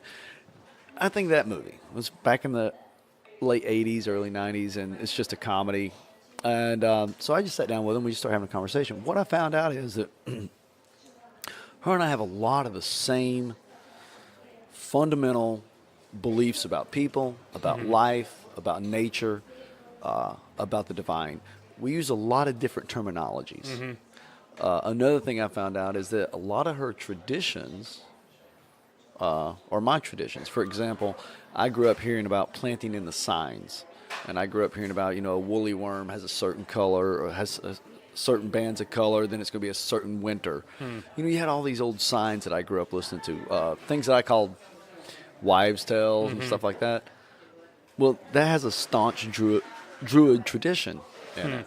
A lot of the things that we have at Christmas, like the Christmas tree, that's their symbol for a tree of life. Well, in my Christian tradition, we have a tree of life that we talk about. The one in Eden, you mean? The one in Eden. Yeah. And all that, how all these things tie together. So what I found out is, could we find things to talk past each other on? Absolutely. Absolutely. Without much effort. Yeah, without much effort. Could we find things that we found in common and build a relationship? Absolutely, we did. I've also found, though, when I was talking to somebody about this, they do the but wait, what about? I said, look, I got friends that I went to college with, that I was very close to with, that we studied side by side and getting our degrees in theology, that I disagree with. Yeah. And went to the same school. Same denomination, professors, same books, same denomination, same statements everything. of faith. Right. But we vehemently disagree on some things. Yeah. I'm wasting my time focusing on that. Yeah. I went to Liberty University in Lynchburg, Virginia. I got friends that went there to get their masters. Yeah. I loved it. And then when I left there, I got a business degree there, and I came to the University of Tennessee for law school. What surprised me was there was much more difference of opinion at Liberty than there was at UT. And we're all supposedly on this, I'm saying this in air quotes, same side at Liberty. And there was more of a monoculture at UT, and there was a lot more differences of opinion at Liberty. And that was an interesting experience. And I think most people, especially ones that live in the same culture, same society, if they come from different beliefs or the same beliefs, are going to probably have more things they can agree on versus things they can disagree on. And I've heard people say 90% of all religions agree with each other. It's probably a skewed number, but let's run with that for just a second. If that was true, then we're disagreeing on 10% of things. Those 10% are very important. But if you sat down with your Druid friend, and I don't know much about Druidism, but I think there's some animalistic aspects of it. I think in the early cultures, back when a lot of faiths had some animalistic aspects. Yeah. And that's where a lot of people forget. They too have. Well, you see this in history. As tribes grow or as time goes on, you become aware of things. Yeah. I mean, we're no longer bloodletting. Yeah. We become aware. Oh, maybe that isn't the way to do it. And so you move forward. Yeah. And I had this conversation with a guy at work the other day. He said, man, things are horrible today. And I said, no, they're not. Things aren't. This isn't the worst times in human history. This is a lot better than when I was growing up in the 80s. And I thought it was pretty darn good in the 80s. Or even with that, and nothing has been as bad as the 1860s when we were, shooting at each other. Shooting at each other right here where we're sitting. Yes. Tennessee was very much a divided state. But, if you had sat down, coming from a Judeo-Christian background, if you sat down with this priestess friend of yours and said something along the lines of, I know you believe in spirits and, harmony and all that, but you need to understand that spirits are demonic. Right. And if you're following them, you're following Satan.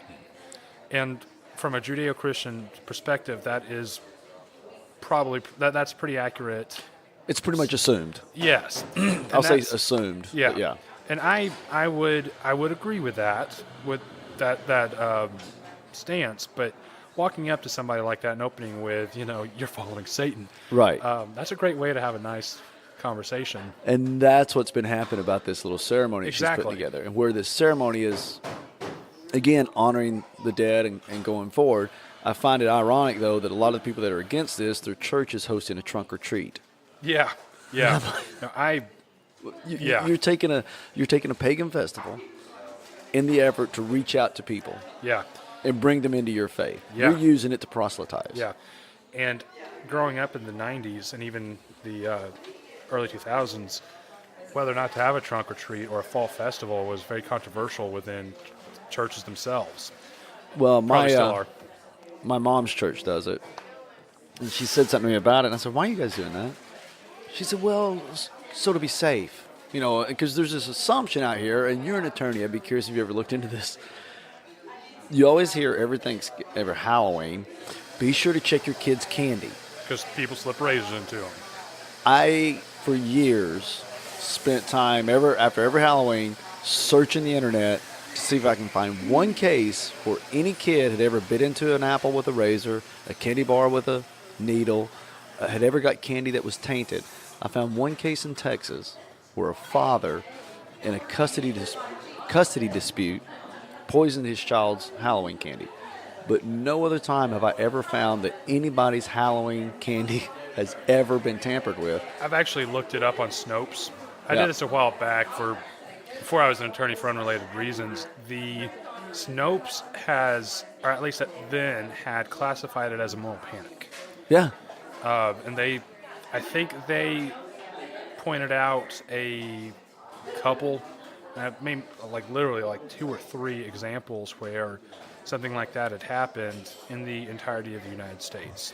Well, and in most cases, what I found out, and this is also what I found out to be true about crimes against children, it's mostly committed by someone close to them. Yeah. Everybody's worried about this stranger danger, Yeah. which is, does strangers commit crimes? Yes. Absolutely. So if you've got children, warn them about the danger of strangers, but also talk to them about the dangers of Someone close to someone them. close to you. Yeah. Now, if you were to go to ask my kids growing up, who's got the best candy? They'd say strangers. Yeah. I told my kids, hey, strangers have the best candy. They are. My problem with the whole trunk or treat, my problem with the whole searching your kids' candy, my problem with a lot of things that are going with stranger danger concept is you're teaching your children to live in fear. Mm-hmm. And I think you should teach your children to be aware, to know their circumstances, to know their surroundings, to be wise, but not to live in fear, not to make choices based on fear. No. And I think And that's what's going on with politics today. Mm-hmm. That's what's going on with religion today. And what you were talking about as far as that 10% or being at Liberty, that was my same experience at Clear Creek when I was going to Clear Creek Baptist Bible College. Religion becomes so personal. And I have to absolutely be right. And once I have this conviction that I believe this to be absolutely true, when you challenge that, well, now you're attacking me personally. And we don't remove it into a logical argument or discussion. Mm-hmm. Same thing with politics. Once I made this decision over here that marijuana is bad, mm-hmm. that Reefer Madness is an actual documentary and I should pay attention to it, it's hard for me to say, let's legalize it, because now you're telling me that I'm wrong. Yeah. And there's a personal attack against me. Yeah. Well, and something that's contributing to this, I think what you're describing is tribalism to some extent. Right. And what you see happening on a broader scale, nationally and even locally, is you see all these issues getting swept up into these campaign platforms. Mm-hmm. So right now, the forces that are in favor of legalizing marijuana tend to be kind of, the weird fringe groups like anarchists and extreme libertarians. They're the ones getting the press. They're the ones getting the press. And a lot of, I think there's probably more liberals in support of marijuana legalization than there are conservatives. And it's also been kind of tied into this whole debate over whether the police are the good guys or the bad guys, which is a dumb debate, to be honest with you. That's my perspective as a defense attorney. So something like that, if it's hard for someone with a conservative leaning to cross the picket line on that one issue, because if you cross the picket line on one issue, we're not programmed to do that anymore. If you cross it on one issue, everyone assumes you've crossed it on every issue. And that's the assumption that a lot of people have with me, because I consider myself to have a very conservative mm-hmm. basis on how I view life. Mm-hmm. Because I'm okay with the legalization of marijuana, mm-hmm. Because I'm okay with the legalization of you're allowed to marry whoever you want to marry. Those two things, all of a sudden, I'm a liberal. Yeah. I mean, when I moved down here and somebody asked about that stuff and I spoke on it. Well, you're just a liberal. You've been on the left coast for too long. You've been in that Portland, Oregon area. You probably believe. No, I don't believe those other things. I do believe we need to have a good, strong immigration policy. That's a pretty conservative thing. Yeah. Yes, I do believe we need to be fiscally responsible, but these other issues over here, guys, why? Yeah. I disagree with you on. Yeah. And I find that in debates and discussions all the time. And I'm considered a millennial, and on this issue of crossing the lines on political issues, on single issues, we do that extremely well and we do it extremely poorly. Right. Right. I think we're probably more predisposed to acknowledging, yeah, you can be liberal and support certain things, and you can be conservative and support certain other things that don't mesh with the broader platform of your campaign, of your political party, or of your political coalition that you're behind. But at the same time, on some of the really important things, we tend to scream at each other loudly than any other generation. So I don't know if we're better at it or worse. It's in part because, one of the best things that's happened in my lifetime, and one of the worst things that's happened in my lifetime is the internet. Yeah. Yeah. And it just makes it really easy. It's like I was talking to somebody the other day about, here's what it was. The election was coming up. They asked me if I'm going to vote, who I'm voting for. I'm like, I don't vote. They're like, why don't you vote? I said, because I don't want to vote. And, you were in the military. You should vote. This is your responsibility, your constitution. What was it? Your obligation to vote. And I said, no. I have a right to vote. That doesn't mean I have to vote. It's like you have a right to carry a gun. Doesn't mean you have to carry a gun. You have a right to free speech. Doesn't mean you need to open your mouth. Matter of fact, I wish some people would shut theirs. Yeah. Just because something's a right doesn't mean I have to do it. And one of the things with the internet and the ability for me to get a cheap laptop and a couple bucks worth of equipment and jump online, anybody can do it. Mm-hmm. Or anybody can jump on Facebook and just rant.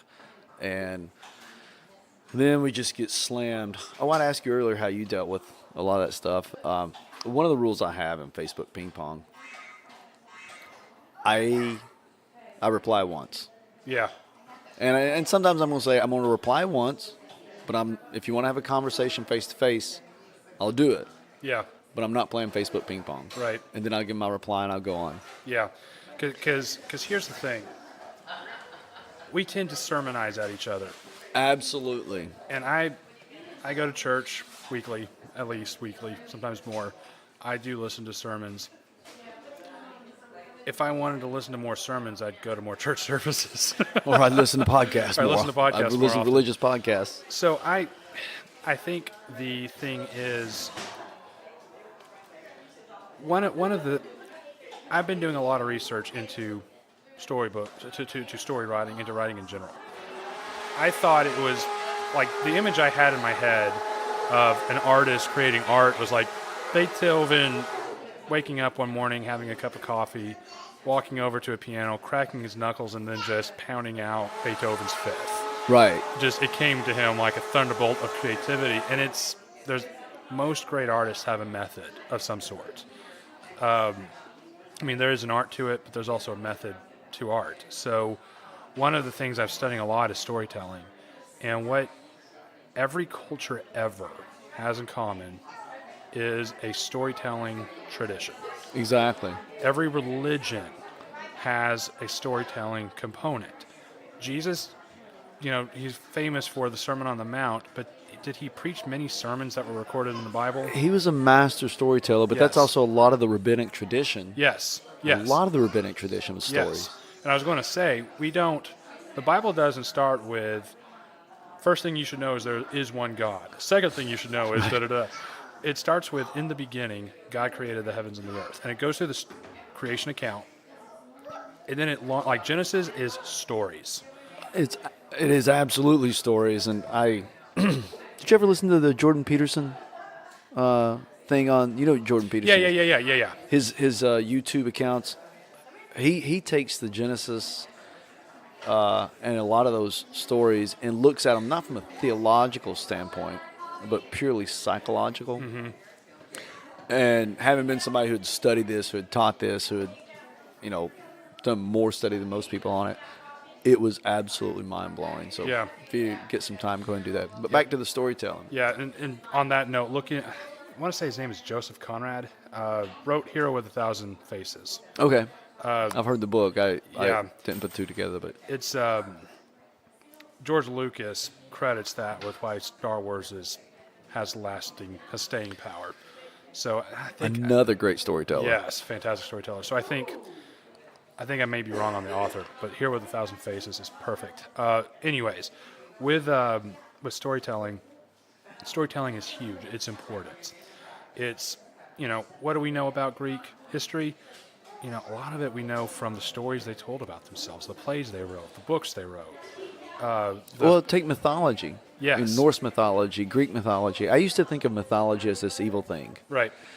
And then Paganistic, absolutely. And then I got into listening to Jordan Peterson, and he was talking about the Bible, and he's talking about this mythology of the Bible. And at first, part of me starts getting offended by it.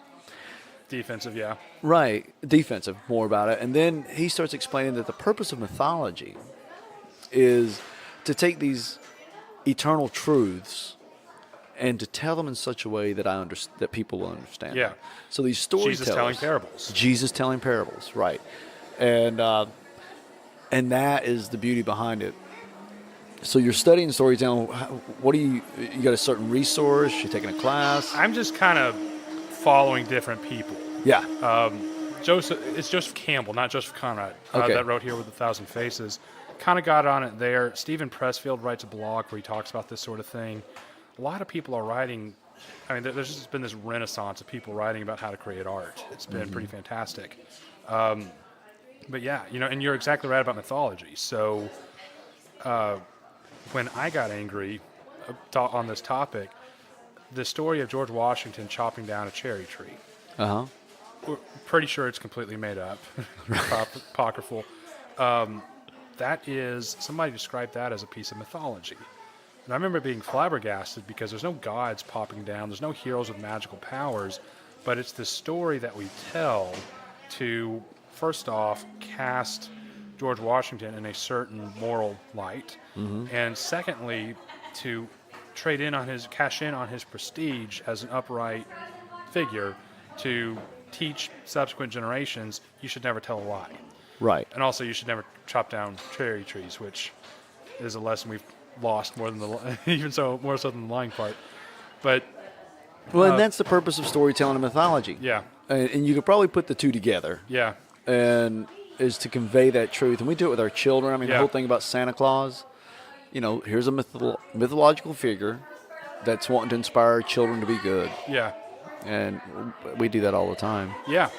So I like telling stories. I love listening to stories. One of the ways you've interacted with me on Facebook is I tell these little clips of stories that I love them. Thank you. That I encounter in my day, and people respond to that. Now I used to be like really pretentious and put up these really heavy quotes from great thinkers and philosophers, and 3 people would like them. One of those person invariably was my mom, so I was really influential there. But I started telling stories, and I'd be out and about, and somebody I hadn't seen in 10 years would walk up, but that I was friends with on Facebook, would walk up to me and go, "I love your stuff on Facebook." And I had no idea they were even paying attention. So stories are powerful, and I've come to realize that stories are powerful. I think a lot of my generation's perspective on life comes from the great stories we've read. Some of the we're really anti-fascist, and I think that a lot of that comes back to the Harry Potter franchise. The villains were fascistic, or fascist, if that's even a word.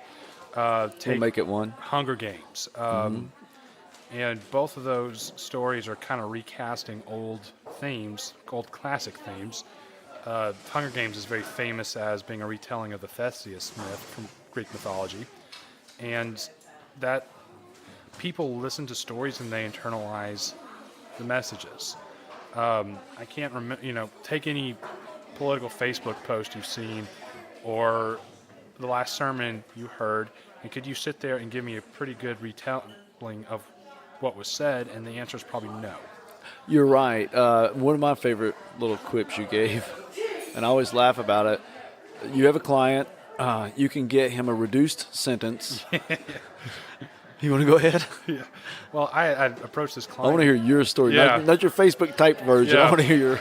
This person, I think had committed it's called a C misdemeanor, which means that they could spend 30 days in, like, the most you're looking at is a 30-day sentence. Okay. So you could be on probation for 30 days, or you could be in jail for technically 30 days, but because of the rates at which you serve sentences, it'd be more like 22 days. And I said, this person is in trouble constantly, and they were tired of dealing with him.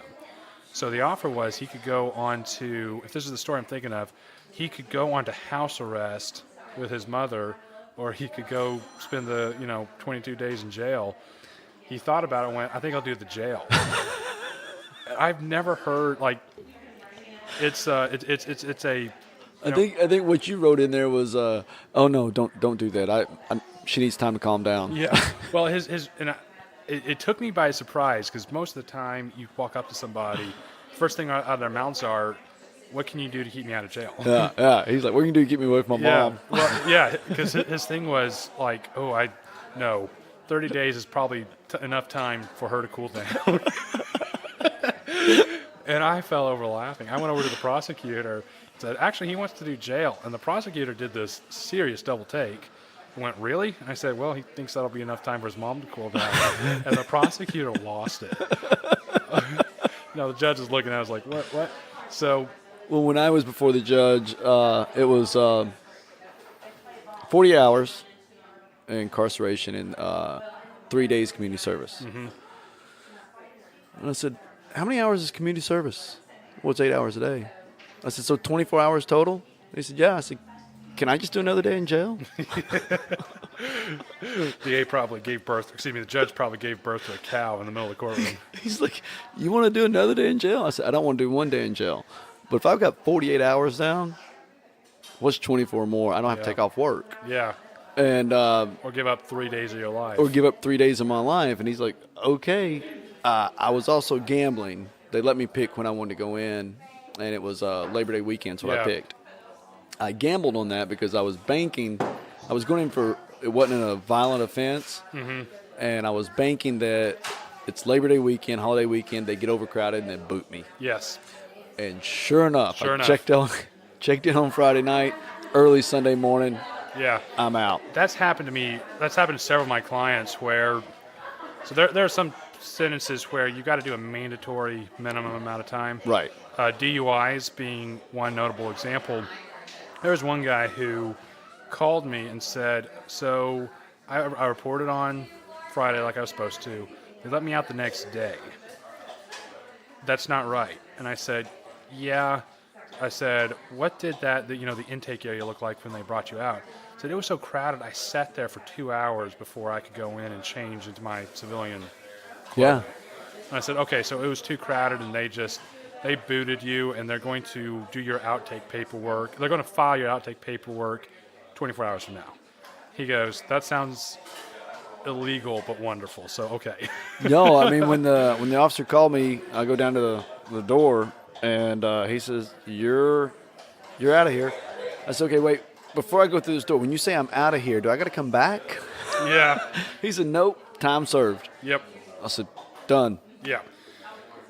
And that happens with more frequency than you think. There's a lot of weird stuff that, like, if people knew what was going on behind closed doors in our great democracy, it would shock people. I don't even mean the, like, political backroom deals going on. I mean just the regular Joes on the front lines doing weird things. Well, what happened to me was when I checked in, I didn't know they were overcrowded when I checked in.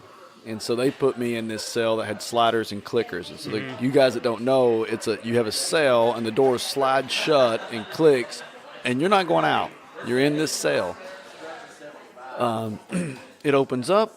We all go down to eat the next morning. All of a sudden the lights flash. Everybody gets up. Of course, the whole auction. Hey, who's got an apple? I got this. Maybe should want to trade their food. The lights flash. All these guys get up and start going up to the cell. When I asked this guy, I said, "What have we done?"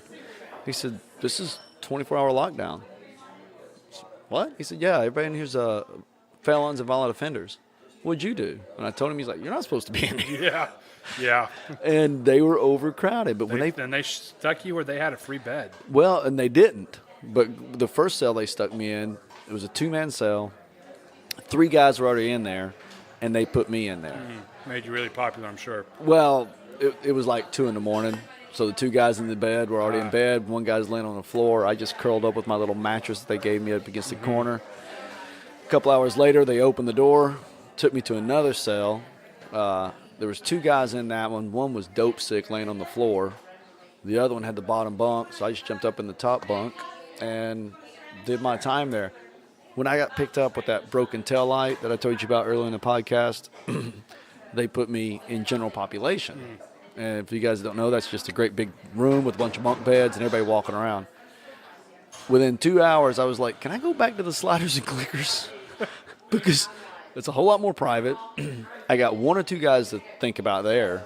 Well, here I got 40 or 50 guys just roaming around. I don't want to be in here. Yeah, and the guys who have been in that 24-hour lockdown have probably been there for a while. Yeah. So if they came in on something high, then they've probably had that process out of their system. In Gen Pop, you're all thrown in there, and there's probably half the guys in there are on something. They are, and the ones in, like you're right, the ones that were in there in the, I don't have to tell you you're right, you knew that. The ones, the ones that are in. You can tell me that as much as you want, though. That's right. I appreciate hearing it. The ones that were in the sliders and clickers, they're all headed someplace too. Yeah. They're all heading someplace. I Yep. mean, they've been convicted. They're felons or violent criminals. They're going to another facility. Once they serve their time here, they've probably got another charge. So. And the other facility is better. They get more credit, like, good days in the federal prison, the state prisons. And if they screw up or cause problems locally, they're going to have to stay locally longer, and it can really screw up their parole. So there's all that. But now, another thing I noticed in there, I had my pre-assumptions about people who are always constantly in the legal system. yeah, And when I was in there, I met these guys that were young, and they kept talking about, oh, yeah, over here in this jail, and over in that jail, and over in this jail, and I'm going to this jail next. And I thought, why is your life like this? Why are you allowing yourself to continue like this? And then I got popped for that, with that tail light, when that one agency didn't tell the courts I'd done something, and I ended up back in court, and then I quickly realized I see how people give up.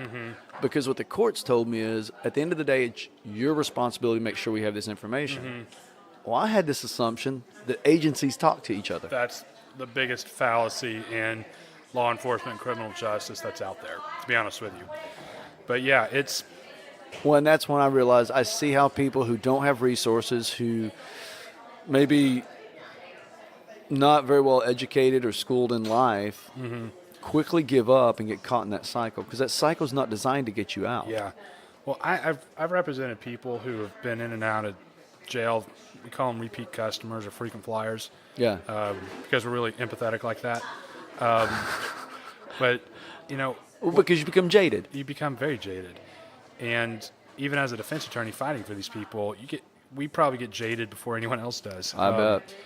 But, like, probably the second or third time I represented somebody like that, and, I had represented them multiple times in a short amount of time, just kind of started talking to them about their life story.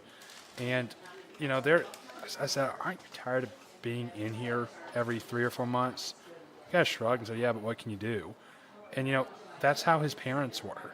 That's how his uncles and cousins and his family lived their life. So, you and me, I've never been in jail. I've been pulled over for stuff, but speeding, traffic related, never been arrested. I have been in jail as a visitor, but never as a inmate. Right. That would be, going into the criminal justice system as a criminal would be extremely bizarre and new to me. It was for me. And it was for you, and it's probably new for most people.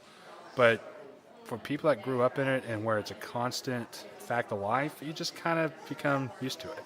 No, I got a cousin. Almost like abuse victims. I have a cousin down in McMinn County. The joke is that that's his apartment. Yeah, I'm yeah. McMinn County Justice System. Oh, yeah, my cousin lives over there. He's just been in and out.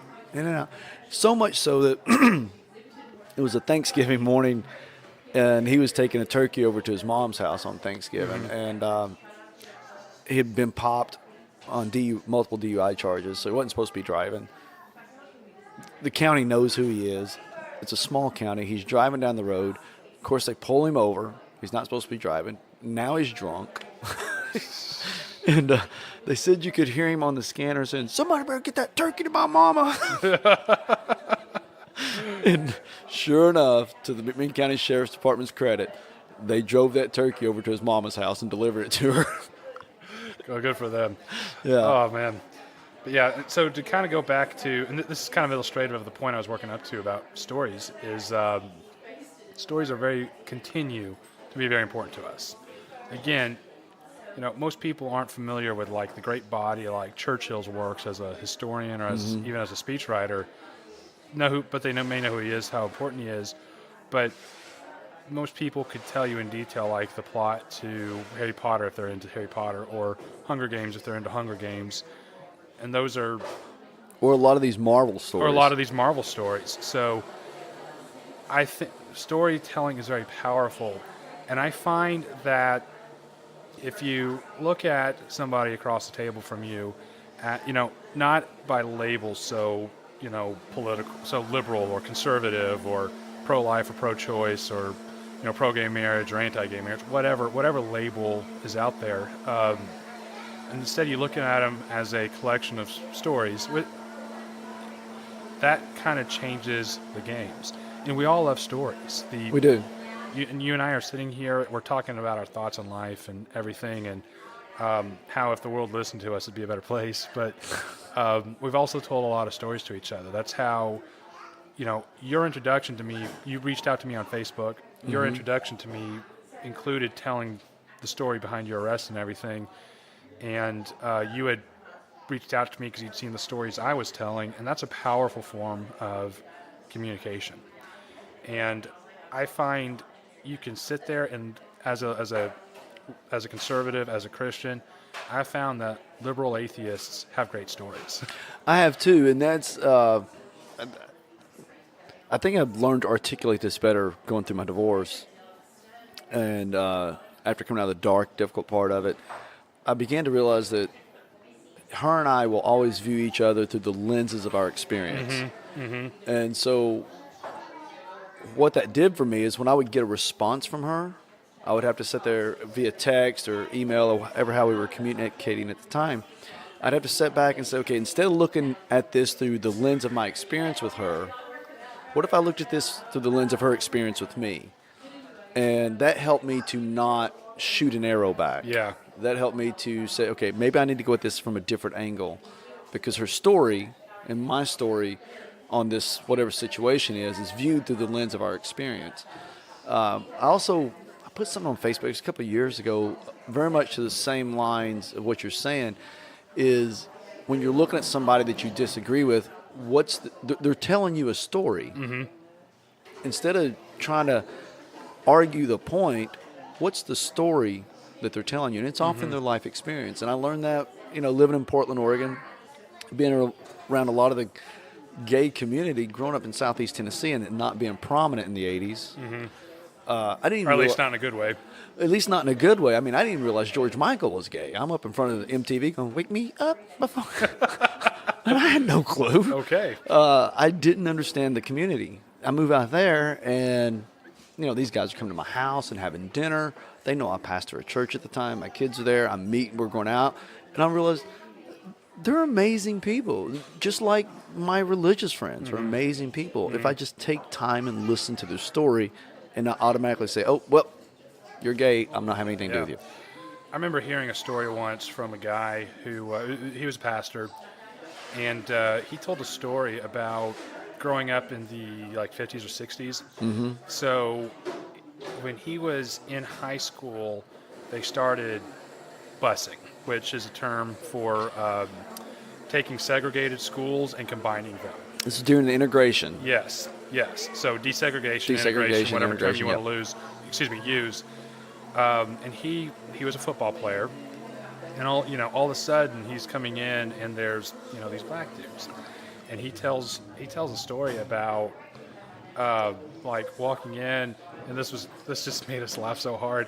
But they showered, they were walking around in various states of undress, right? And he went, "Wait a minute, they've got the same anatomy I've got." Wait a minute. And we're laughing, but to be fair, it's 2018. It's 2018, yeah. We've had these discussions for many more years than he'd had them. So that kind of got his attention. And then, like 2 weeks or so later, they're playing their first game, and a fight breaks out against the other team, which was not desegregated. And one of his African American teammates gets punched in the face, and my friend this pastor just looks over, and his teammate is holding his hand over his nose, which has been bloodied, and saw that was red blood. Yeah. Which, again, these are just anatomical. We had all these assumptions. Yeah. What it did was made him go, that guy's a human being just like me. Mm-hmm. Different, but just like me. And he ended up becoming really good friends with that individual. And, that sounds silly, but when you're being taught... In our state of awareness, Yeah. it sounds silly. Yeah, yes, thank you. That's... But when he went back and talked through what he'd been taught, he was taught that this was an inferior race, that they were less evolved, that the reason we had segregation was actually for their own good, because they're not quite ready to hang out with quote-unquote normal people. Right, more evolved. Exactly. Right. Exactly. So, which, he's telling us this, and again, this was like in the early 2000s. It was offensive then, it's offensive now. And, he's sitting there going, this was what I've been taught as a kid by my teachers. And the educated people. So, to this day, we tell people to trust their teachers. And, right. That's what he'd been told. And then they taught him this crap, which, don't know the story behind why they believed what they believed. It was common belief then. It was a common belief. I think even Darwin, I may be No, you're misspeaking correct. On the origin of species was one of the things it discussed was why some races were superior to others. Okay. I was wanting to say Darwin had even proposed this. Yeah. But. Yeah. So it's been, and, so this has been taught religiously. It's been taught scientifically. I mean, if your pastors, your science teachers, and everybody are telling you this is an inferior race of humans, the fact that he saw these two instances and realized on his own that they weren't is incredible. Yeah. Now, he came to conclusions that now we would consider just duh, but it was incredible based on his cultural context that he came to those. It had to be mind-blowing for him. It was. It had to be this moment where, okay, everything I believe to be true has just been shattered. Yes. Yes. Did he join the fight? Yeah, Did he get in the fight with the other team? He did. So, good for him. So not in that particular moment, but the next time there was a fight broke out, he got in a fight. He got booted from the team from the game, and he said that the other team pulled off cheap shots against everybody all night long, and when their team fought back, they were booted. Yeah. So. That's bad refs. Yeah, it really is. Hometown refs. It really is. But he talks about, by the end of the game, 3/4 of the team had been booted. And they're all sitting there, and they had this moment together. Like, we just all went through this. There's something bonding about combat sports. There's something bonding about team sports. Yeah, and also fighting together. There's something very much bonding about fighting together. Yeah, so That's the one thing I love sounded a lot about like Remember the Titans. Well, that's one thing I love about the military. The military was probably one of the first government organizations to fully integrate. I think it was. Yeah. I think that happened under Harry Truman. It possibly did, and there was a lot of debate about it. Yes. When they say band of brothers, they weren't joking. You get in there with a military group, and it doesn't matter. We're all the same. We're all pukes, according to the sergeant right now. And there is a bonding that takes place. What branch were you in? The Marine Corps. Okay, now, and I'm going to say this, not because I know, but this is me asking. I have heard that they refer to each other as dark green or light green. My senior drill instructor was an African American, and he said there is no black and white in the Marine Corps. There's only dark green and light green. Yeah, and it's kind of that whole, you're all in the same boat. You know? I hate you all. Yeah, you had to crawl under the same barbed wire that your African American buddies had to crawl under. So, We fought each other, and we fought with each other. I mean, that was boot camp. Yeah. And, it's stuff, it's experiences and it's stories that change people. If we were to snap our fingers and in the table next to us we had a white supremacist pop out of the air, if we pointed a finger in his face and said, you son of a gun, you're terrible, you're awful, you need to change your ways, ain't going to happen. Right. We automatically put up a wall, and we automatically start arguing about something. But we say, hey, where you from? Yeah, exactly. Can you get your cup of coffee? Oh, you're from Athens. My buddy here, Scott Birdwell's from there. Who's who you kin to? Right. You start building on those bridges, but we're not doing that politically today. We're not listening to each other's stories. Right. And I look at. I'm a history nerd. I noticed. Thank you. And my sister and I recently took a road trip through the Northeast. Uh-huh. And because I'd never been to like Philadelphia or Boston for these Revolutionary War sites, and I was there. And in a lot of the whitewashed history, and I use that term intentionally, whitewashed history. That'd be a good podcast name. Whitewashed history? Oh, man. Well, new plan for you and me. We hear about how these wise, intelligent people came and they reasonably discussed things, and bada bing, bada boom, we've got the Declaration of Independence and the Constitution. Yeah. Didn't happen that way. No. You probably had just as much difference of opinion across the political spectrum as you have now. Well, and then people tell me, politics today is so blah, blah, blah. It's not how it used to be. I said, have you ever read the Lincoln-Douglas debate? Yes. When they were traveling around, they were calling each other's mother's names. I said, do you even know anything about Andrew Jackson, who was, as president, beat some guy with his cane? I mean, no, politics is a lot more calmer now than it used to be. Yeah, or speaking of cane, in the House of Representatives, there was one pro-slavery guy who took a cane and beat the crap out of an abolitionist guy. I'm completely blanking on their names. It's a famous moment. In the Civil War, we went to war with each other. In Jim Crow, white supremacists launched a secretive militia, terrorist organization, to keep African Americans, quote unquote, in their place, and to fight against the Reconstructionist efforts by the rest of the country. So, things are bad right now. Things are nasty. Things are polarized. But, our senators aren't challenging each other to duels. Right. Now, there are some that I really wish would shoot each other. I'm not saying I wouldn't enjoy hearing about this or watching it, but, there's that one story where Andrew Jackson was walking, I guess, out of this White House. A guy comes up, puts a gun in his belly, tries to shoot him. The gun misfires. He takes his cane and just beats the guy. Yeah, I think that's within the first week of his election. Right. And that was the first known assassination attempt on an American president. So, people say don't mess with Texas. I always say don't mess with Tennessee and tell that story. That's right.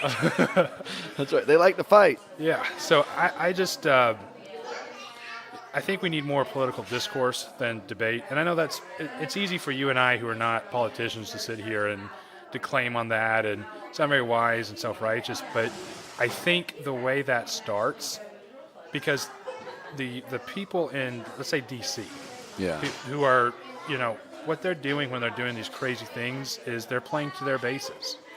They're pandering to their following. And if we, their followers, started reaching across the line, telling our stories, listening to other stories, the listening is the most important part of that.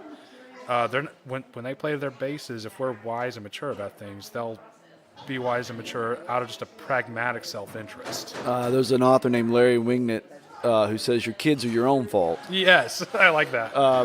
I tell people when they're complaining about their politicians, your politicians are your own fault. Yeah. We are not a result of our politicians. I mean, the reason that the average American is having all these problems isn't because our politicians are having problems. The reason our politicians are having problems is because we're electing them. We're the ones putting them back up there. A friend of mine who is very liberal, I remember running into him a few weeks ago, and we were talking about something that turned to politics, but he just made the comment, he goes, I'm pissed off that Trump was elected, but about a month after the inauguration, kind of looked around and went, we did nominate Hillary Clinton. There is that. So, and I often wonder, because there is a lot of things getting passed in Washington. Yeah. And we don't hear about it because we're talking about all this other stuff that leads and bleeds. Yes.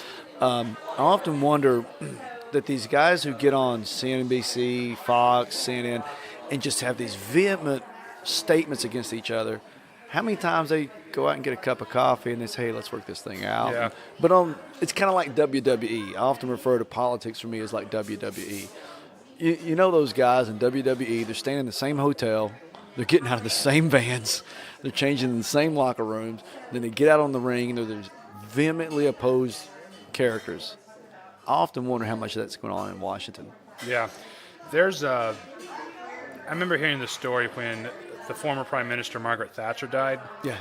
There was someone who, back when she was Prime Minister, had been a vocal opponent of hers, still alive, still active in politics. Like, when she died, he posted on Twitter or Facebook or something, ding dong, the witch is dead.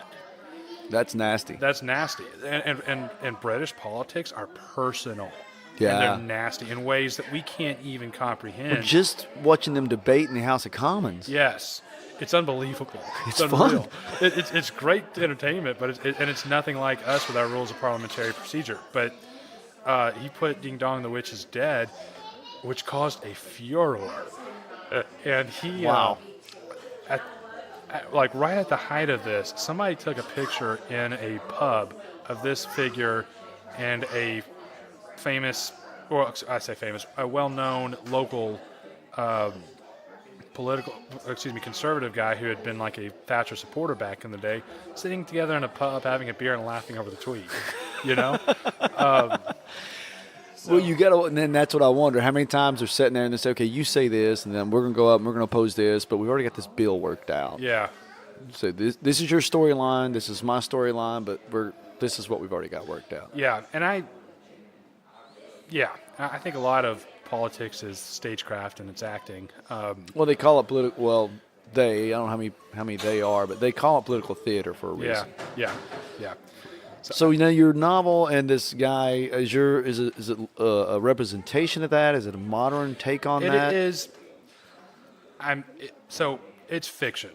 That's the first thing that should be said. Okay. Fiction based on a real event. But one thing that a guy named Matt Bird in a book called Secrets of Story talks about is this redemptive narrative. As a term he coined. And he uses Star Wars as an example. Well, I started to say Star Wars is a great example of that. Yeah. What happened, Star Wars came out right after the Vietnam War. There was a lot of collective guilt over America's participation in an imperialistic war. Yeah. And when Star Wars came out, it gave us an opportunity for some escapism and for rooting for anti-imperialistic forces. And I never correlated the two. Yeah, I hadn't either until he talked about that. And he didn't go into detail, but I would say the same thing is true of Lord of the Rings. Yeah. It's written by a World War I veteran who really wrote with a World War I kind of perspective. I don't think it's this analogy of World War I, but there is, in the Lord of the Rings, there is a literal physical boundary between good and evil. Mm-hmm. The forces of good and the forces of evil. And that's kind of how World War I was perceived. And World War II, to a lesser extent, was perceived. Was back in the day, you could look at a line on a map, and to the left of it, say that's the forces of good, and to the right, that's the forces of evil. Yeah. And right now, we live in a world. It's very blurred. It's very blurred. Go look up. So, like the conflict in the Middle East, for instance. Show me on a map where the good guys are and where the bad guys are. Right, and that was Jocko Willink. Yes. Did a podcast the other day where he was doing an interview. Oh, God, I can't believe I'm forgetting this guy's name, but he had been an officer in Vietnam, and he said that was the frustration. Yeah. You did not know who the enemy was. Right. He said, and my guys hated the South Vietnamese just as much as they hated the North Vietnamese because they couldn't tell the difference. Yeah.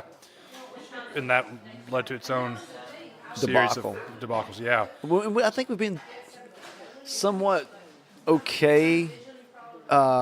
Certainly, we've been a lot better in what's going on in the Middle East. But you're right. A lot of what's going on there is we have no idea Who the good guys are, who the bad guys are. Yeah, and where our line is and where our line isn't. Right. So with Lord of the Rings, it let us go back to this story where there are lines.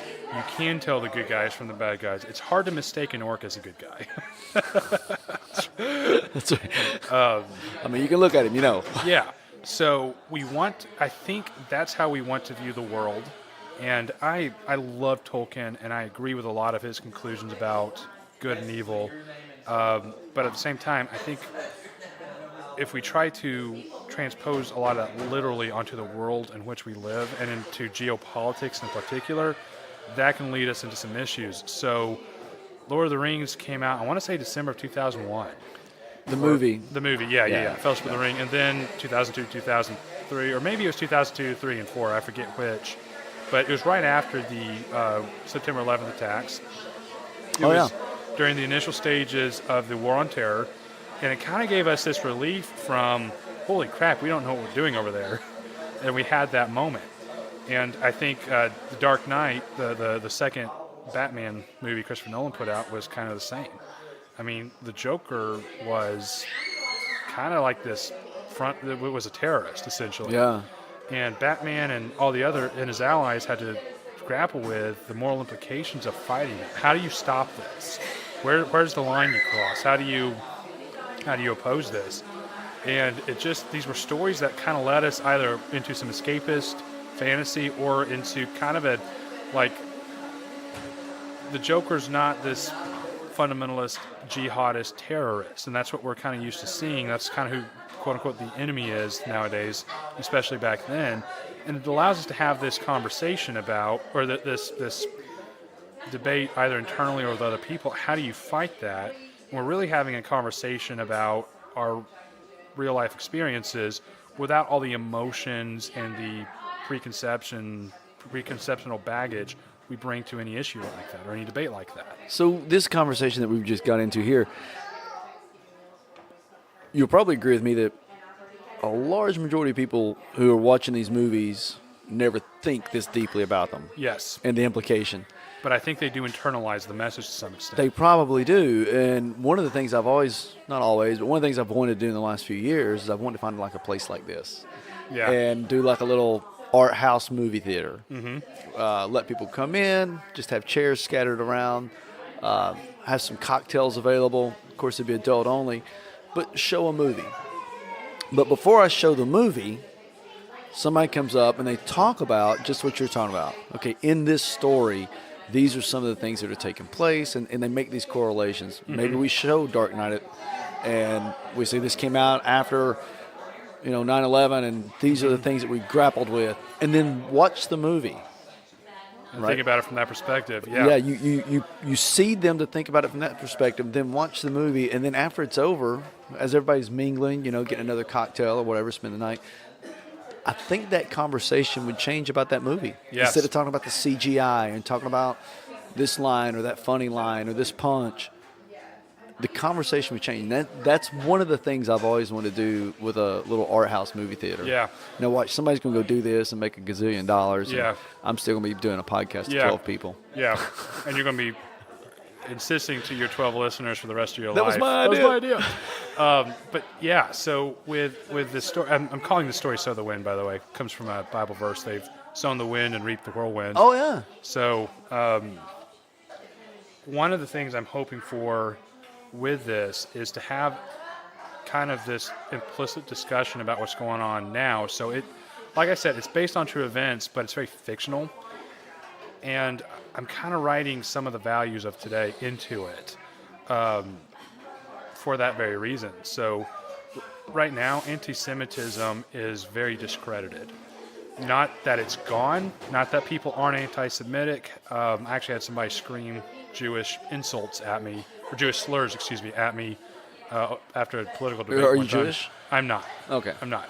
And I don't think I look particularly Jewish, but I don't know what that look is because they're Russian Jews, yeah. They're North African Jews. Yeah. I don't know what a Jewish look is. Yeah, I think if you're going to say, okay, born in Israel, Israeli roots, Middle Eastern. Yeah, but that's not Judaism. Yeah. Well, what I mean by that is more, I don't have a stereotypical Jewish look. No, I know what you mean. Yeah. But when you said anti-Semitism is discredited, I'll tell you what I heard, and you tell me if what I heard was correct. It's discredited in the sense that people act like it doesn't exist. I think there's part of that, but the other part of it is it's not tolerated in regular conversations as much. Okay. So I've heard somebody walk in and like tell a racist joke on African Americans, on Hispanics, and people snicker and go, "Oh, dude, come on, don't be that way." But somebody come in and tell a Jewish joke, and there's just like this shock.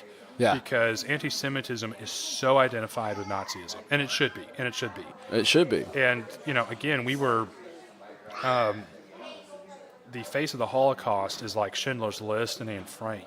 So there's been the survivors have done a fantastic job of telling their story and teaching the lesson of never again. We've not necessarily done a great job listening, but the message is out there. So when I say anti-Semitism, it's not something that's so overt and explicit that we run into it on a consistent basis, whereas racism and stigmatisms against people of darker skin colors, that's normalized. Or gender or sexuality. Yes. Those are normalized. Yes. If we said something like Gestapo violence against Jews, we would automatically, like in our mind, go, well, that's evil. If we said something about police violence against African American youths, people are going to have a strong reaction to it, like, yeah, that's evil, or, well, not always. Exactly. It depends on the circumstances. Well, you got to look at the story, blah, blah. Yeah. So I think a lot of people, because we have seen anti-Semitism taken to its logical conclusion, we've not to the same extent seen racism against people of darker skin colors taken out to the same conclusion by whites, anyways. So it's easier to have a discussion about racism and stereotypes and discrimination when talking about anti-Semitism, because we tend to look at that and go, oh yeah, that's definitely evil. Whereas if we have the same discussion, like if I had made it a modern story and portrayed Alfred Dreyfus as an African American officer in the U.S. military, for instance, From a poor neighborhood, people would a lot of people would strongly identify with the narrative of the government and of the army. Yeah. Because we've heard that narrative before, and to some extent, a lot of us still believe it. And that's an indictment against us. It's not. Although I will say this, the military has been extremely good in, as we said earlier, integrating all groups. Yes. Even like in the Marine Corps, when they started saying, well, we're going to allow women into combat, somebody asked me my thoughts on it. I said, I know the combat training for Marines. I know the Marines don't lower standards. So if a woman or a gay man or a gay woman passes that Marine Corps standard, I would fight beside them. Yeah. I know that standard. Yeah. Because on that battlefield, here's one of the other differences between Marines. I was in a bar one night, and it was me, a guy that's Korean era, and a young kid that just got back from overseas. And we're all just sitting around talking. Well, hey, where'd you come from? Well, I just got back from overseas. What'd you do? Well, I was in the Marine Corps. Hey, I was in the Marine Corps. Hey, I was in the Marine Corps. Yeah. Next thing you know, we're all buddies. Yeah. Because you band of brothers. Band of brothers. We had this ethos, this mythology that we've lived with, and that we were. My psychology professor in Bible college, he was teaching on cults one day, and he started talking about the indoctrination of the Marine Corps and making the correlation between how cults indoctrinate people and how Marines indoctrinate people. What one of the students in there who was going to speak up for my defense didn't know is that Dr. Poff had been a Marine. Was also a Marine. Nice. And so he knows. He knows. And so he thinks he's going to speak up in my defense. This guy's never served. And Dr. Poff just kind of tilted his head and he looked at me and said, Scott, what do you think? I said, no, I very much agree. I'm following you exactly. But and what Semper Fi. We have this ethos, and the guys that had been in the Army and the Air Force were at the same bar, and they said, we don't have that. Yeah.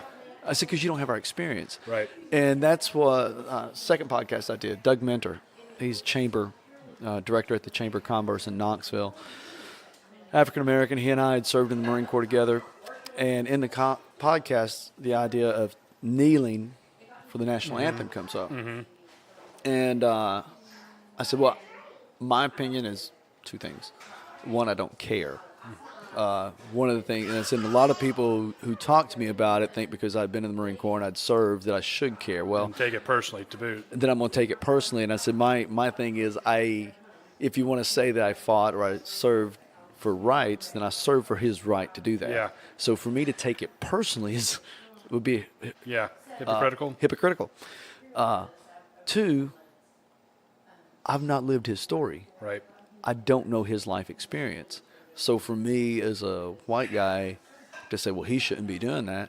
Well, maybe if I was him and I lived his experience Be doing the same thing. and I had the same narrative in life that he has about police brutality and violence and et cetera, I'd probably be doing the same thing. Yeah.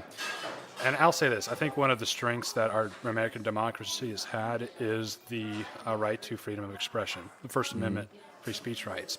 We've not always done a good job about respecting that, but I would much rather somebody kneel and protest and offend and insult me or my dad who's in the Air Force or whatever than, to be out rioting or participating in a literal revolution in our country because that's their only outlet for expression. And I'm not trying to imply anything about violence and the people who hold this opinion, but if we don't allow protest, if we don't allow one side to express themselves, well, they're going to express themselves, and it's going to be really might not like it. Yeah, I mean, look back at the beginning of our own country. Yes, We weren't allowed to do that. And what did we do? Well, we did it. Taxation without representation is a gripe against, our own voice in governmental affairs. So, with the drive, kind of maybe restate my position about anti-Semitism has been discredited. If I came in here and if you accuse somebody of racism, they may argue it, they may fight it, but if you challenge them on a particular statement they've made that is, racist, or at least you've perceived as racist, they're going to sit there and argue, well, I was right about that, though. But if it's a thing of anti-Semitism, they are not going to defend an anti-Semitic statement. They're going to say, no, I didn't say that, or you're misinterpreting me or something. Right. So that's kind of where I draw the line. And I think by having a discussion about race, about criminal justice, about politics, and about using these flashpoints to try to force change through, that's a way to kind of have a conversation about our current situation without talking about our current situation. We can discuss the issues, the issues they face that we're also facing, and maybe come to some conclusions or new life lessons out of that, and hopefully the situation improves. So that's kind of what I'm shooting for in my novel. Or that's what I hope one of the effects of the novel is. What I'm really trying to do is tell this great story that nobody in America has heard before. I've never heard it Yeah. until today. Yeah. And did I mention the Zionist angle? You said something about Zionist. Yeah. So let's flesh that out. The guy that one of the reporters on the scene was observing the anti-Semitic reaction from both the government but also the populace at large, and he just realized there will never ever be a safe place where Jews will be safe from anti-Semitism except for a country of Jews, by the Jews, and for the Jews. So he started writing pamphlets and articles and held the first Zionist conference, I want to say in Zurich, Switzerland, within a few years of the Dreyfus Affair. And one generation later, Israel is declared as a state. So people who have heard of the Dreyfus Affair have usually seen it as a footnote about the founding of the State of Israel. I would have never put those two together. I know that's a very controversial thing, and I'm for the founding of the State of Israel. Yeah.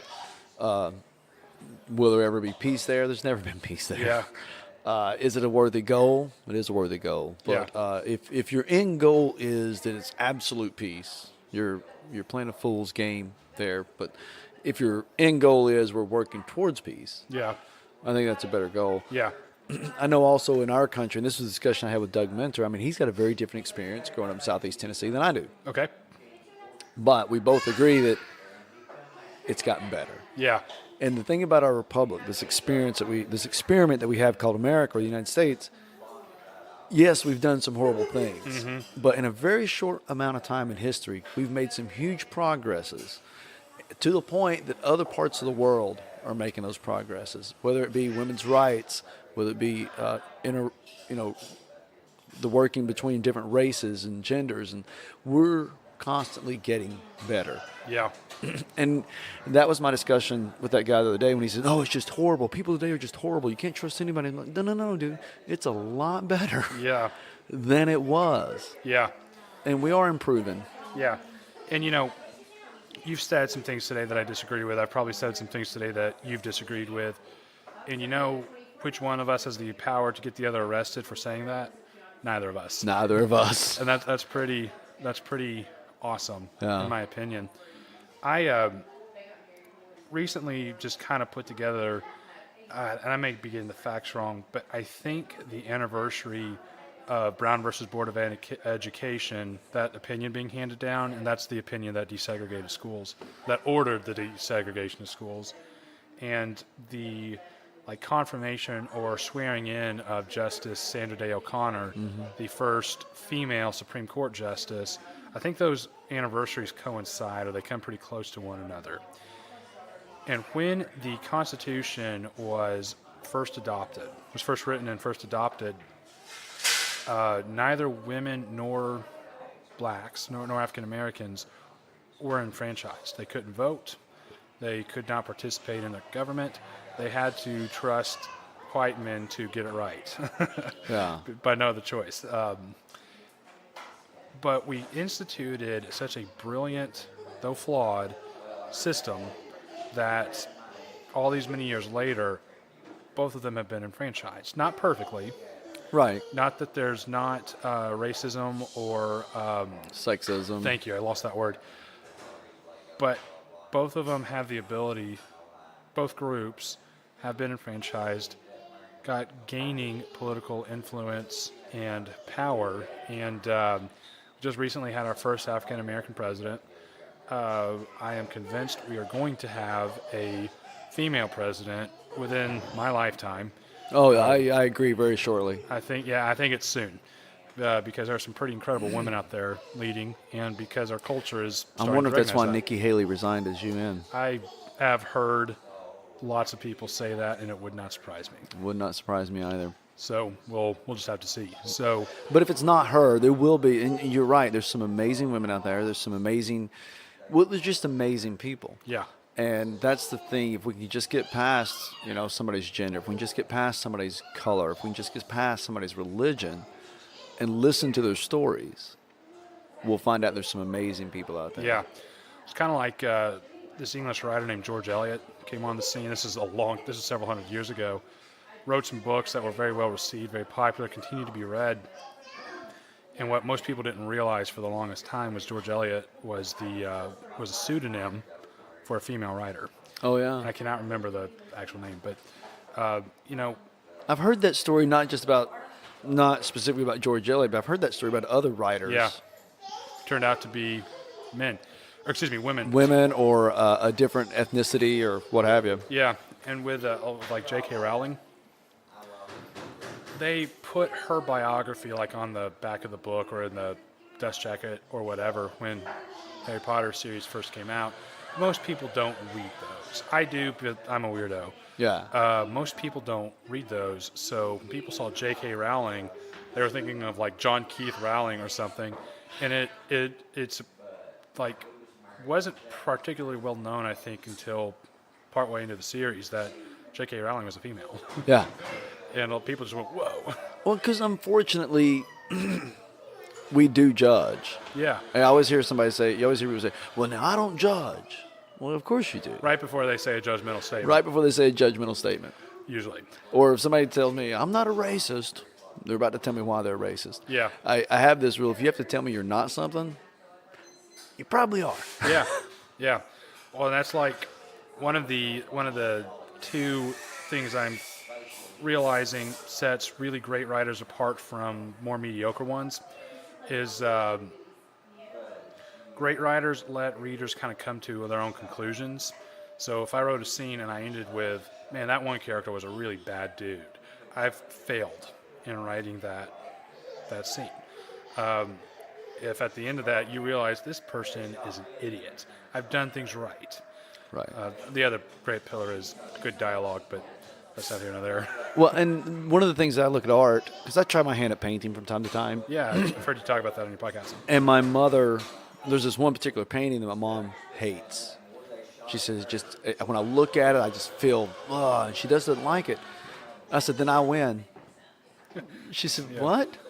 She said, but I don't like it. And I said, no, if art can evoke an emotion, whether that's a book, whether that's a piece of painting, whether that's a sculpture or a piece of music, if I can, not an emotion, if I can elicit a response, then the artist has won. Yeah. Whether it's the response I wanted or not, the art has spoken. And that's the thing with reading. If the books I love to read, my mind's filling in all the blanks. Yeah.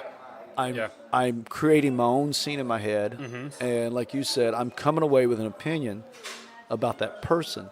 My mom, when she reads these books, she'll walk around mad at that guy for like 2 days. Yeah. Mom, he's not real. Yeah.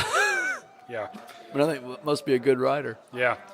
So that's, I don't know, that's why I've started, instead of sitting there trying to figure out, well, Scott Bridwell, are you a conservative or a liberal? Are you a Christian or not Christian? Are you this or that? Instead of focusing on those labels, which I've got my definition of what those mean, you've got a different one. Yeah. You know, your stories are a lot more interesting than your labels. And I'd like to think the same about me. I could be completely wrong, but I like to think so. Well, the shirt's pretty interesting. Well, thank you. I'm What's your process like? I mean, do you get up every morning? Are you one of these guys that says, I'm going to write 1,000 words today? Or yeah, actually, I literally have a goal of 1,000 words a day. first thing in the morning? No. I'm not a morning person. So you don't listen to the 5 a.m. morning podcast? Negative. When I try to, I've got a goal of 1,000 words a day, and I don't stress out about that goal so much as I do about a goal to get 5,000 words a week. Okay. I consistently hit that one because, you know, sometimes I don't like. I got called yesterday about an emergency I had to deal. I can't go into details, but just it was Your day got interrupted. Yeah, life or death situation. I had to drop everything and run, and I didn't. My day did not end until like midnight last night. Yeah. And you know, I'm not going to sit up into 2 o'clock trying to get 1,000 words out, but I'll make up for it some other time. Well, and sometimes in the writing process or the creative process, I should say, sometimes it flows. Yeah. Sometimes it's a struggle, and you just got to give up and walk away. Yeah. I found, so 1,000 words is roughly 3 pages on a double-spaced Word document. Okay. Times New Roman 12-point font. So, and I know that because... Your word counter tells you. Yeah, my word counter tells me, but also I know that's about the size of a Word document because that's what... You've read a lot of documents. I've read a lot of documents, and I was very on top of that when I had, like, page limits for papers in school. I remember that, just trying to get page limits. Just trying to squeeze that double space, just double, maybe 0.3. Yeah, see if they won't notice. Right. They always did, but they never commented. But yeah, with so that can be a lot. So you know, when I was first writing, I was doing well to get 300 words a day in, and that was like I think that was my original. It was like 300 to 500 words a day. But I have found sometimes inspiration strikes. There was a time about 2 or 3 months ago where I sat down and wrote 5,500 words in 2 hours. Oh, wow. And it was actually pretty decent. I had to do a lot of work, but it was actually pretty decent. And then there are other times where I can sit and struggle over the course of 3 hours to get 1,000 words out. But I always try to write. And like on Monday, or maybe not Monday, but there was a day last week where I sat down and I wrote 1,000 words, and the next day I went in and erased every bit of that and started over. Now, that said, by writing that 1,000 words I ended up deleting, I realized what I needed to do, and I fixed it. So it advanced me, but life is a series of backwards and forward steps, which is to say life is a dance. Life is a dance. And I hope you dance. But yeah, my process, I always try to write. And So have you mind mapped this? Have you outlined it, like in some notes, or is it all just in your head and it it is just definitely outlined.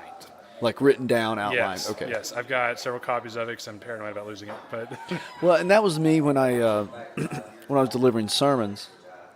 I'd mind map it, or I'd outline it. I'd go back and I'd scratch through it. I never manuscript it. I have friends of mine who'd manuscript it, every word they were going to say. I couldn't do that.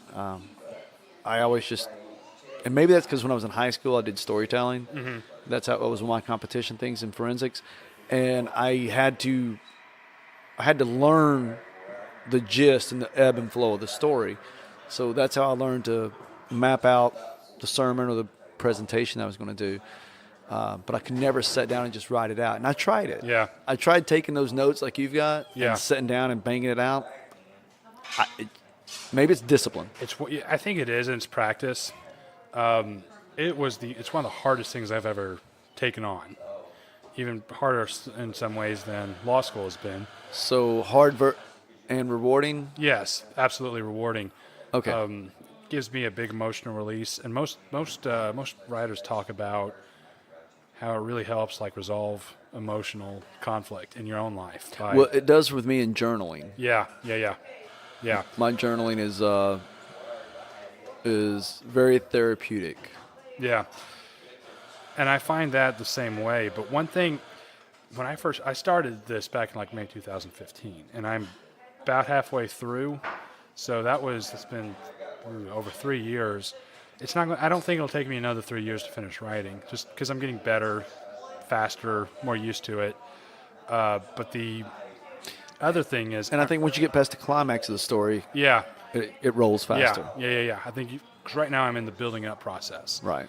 I think I'm maybe a few months away from the rolling down process, the de-escalation process. But one thing I really found I struggled with was dialogue.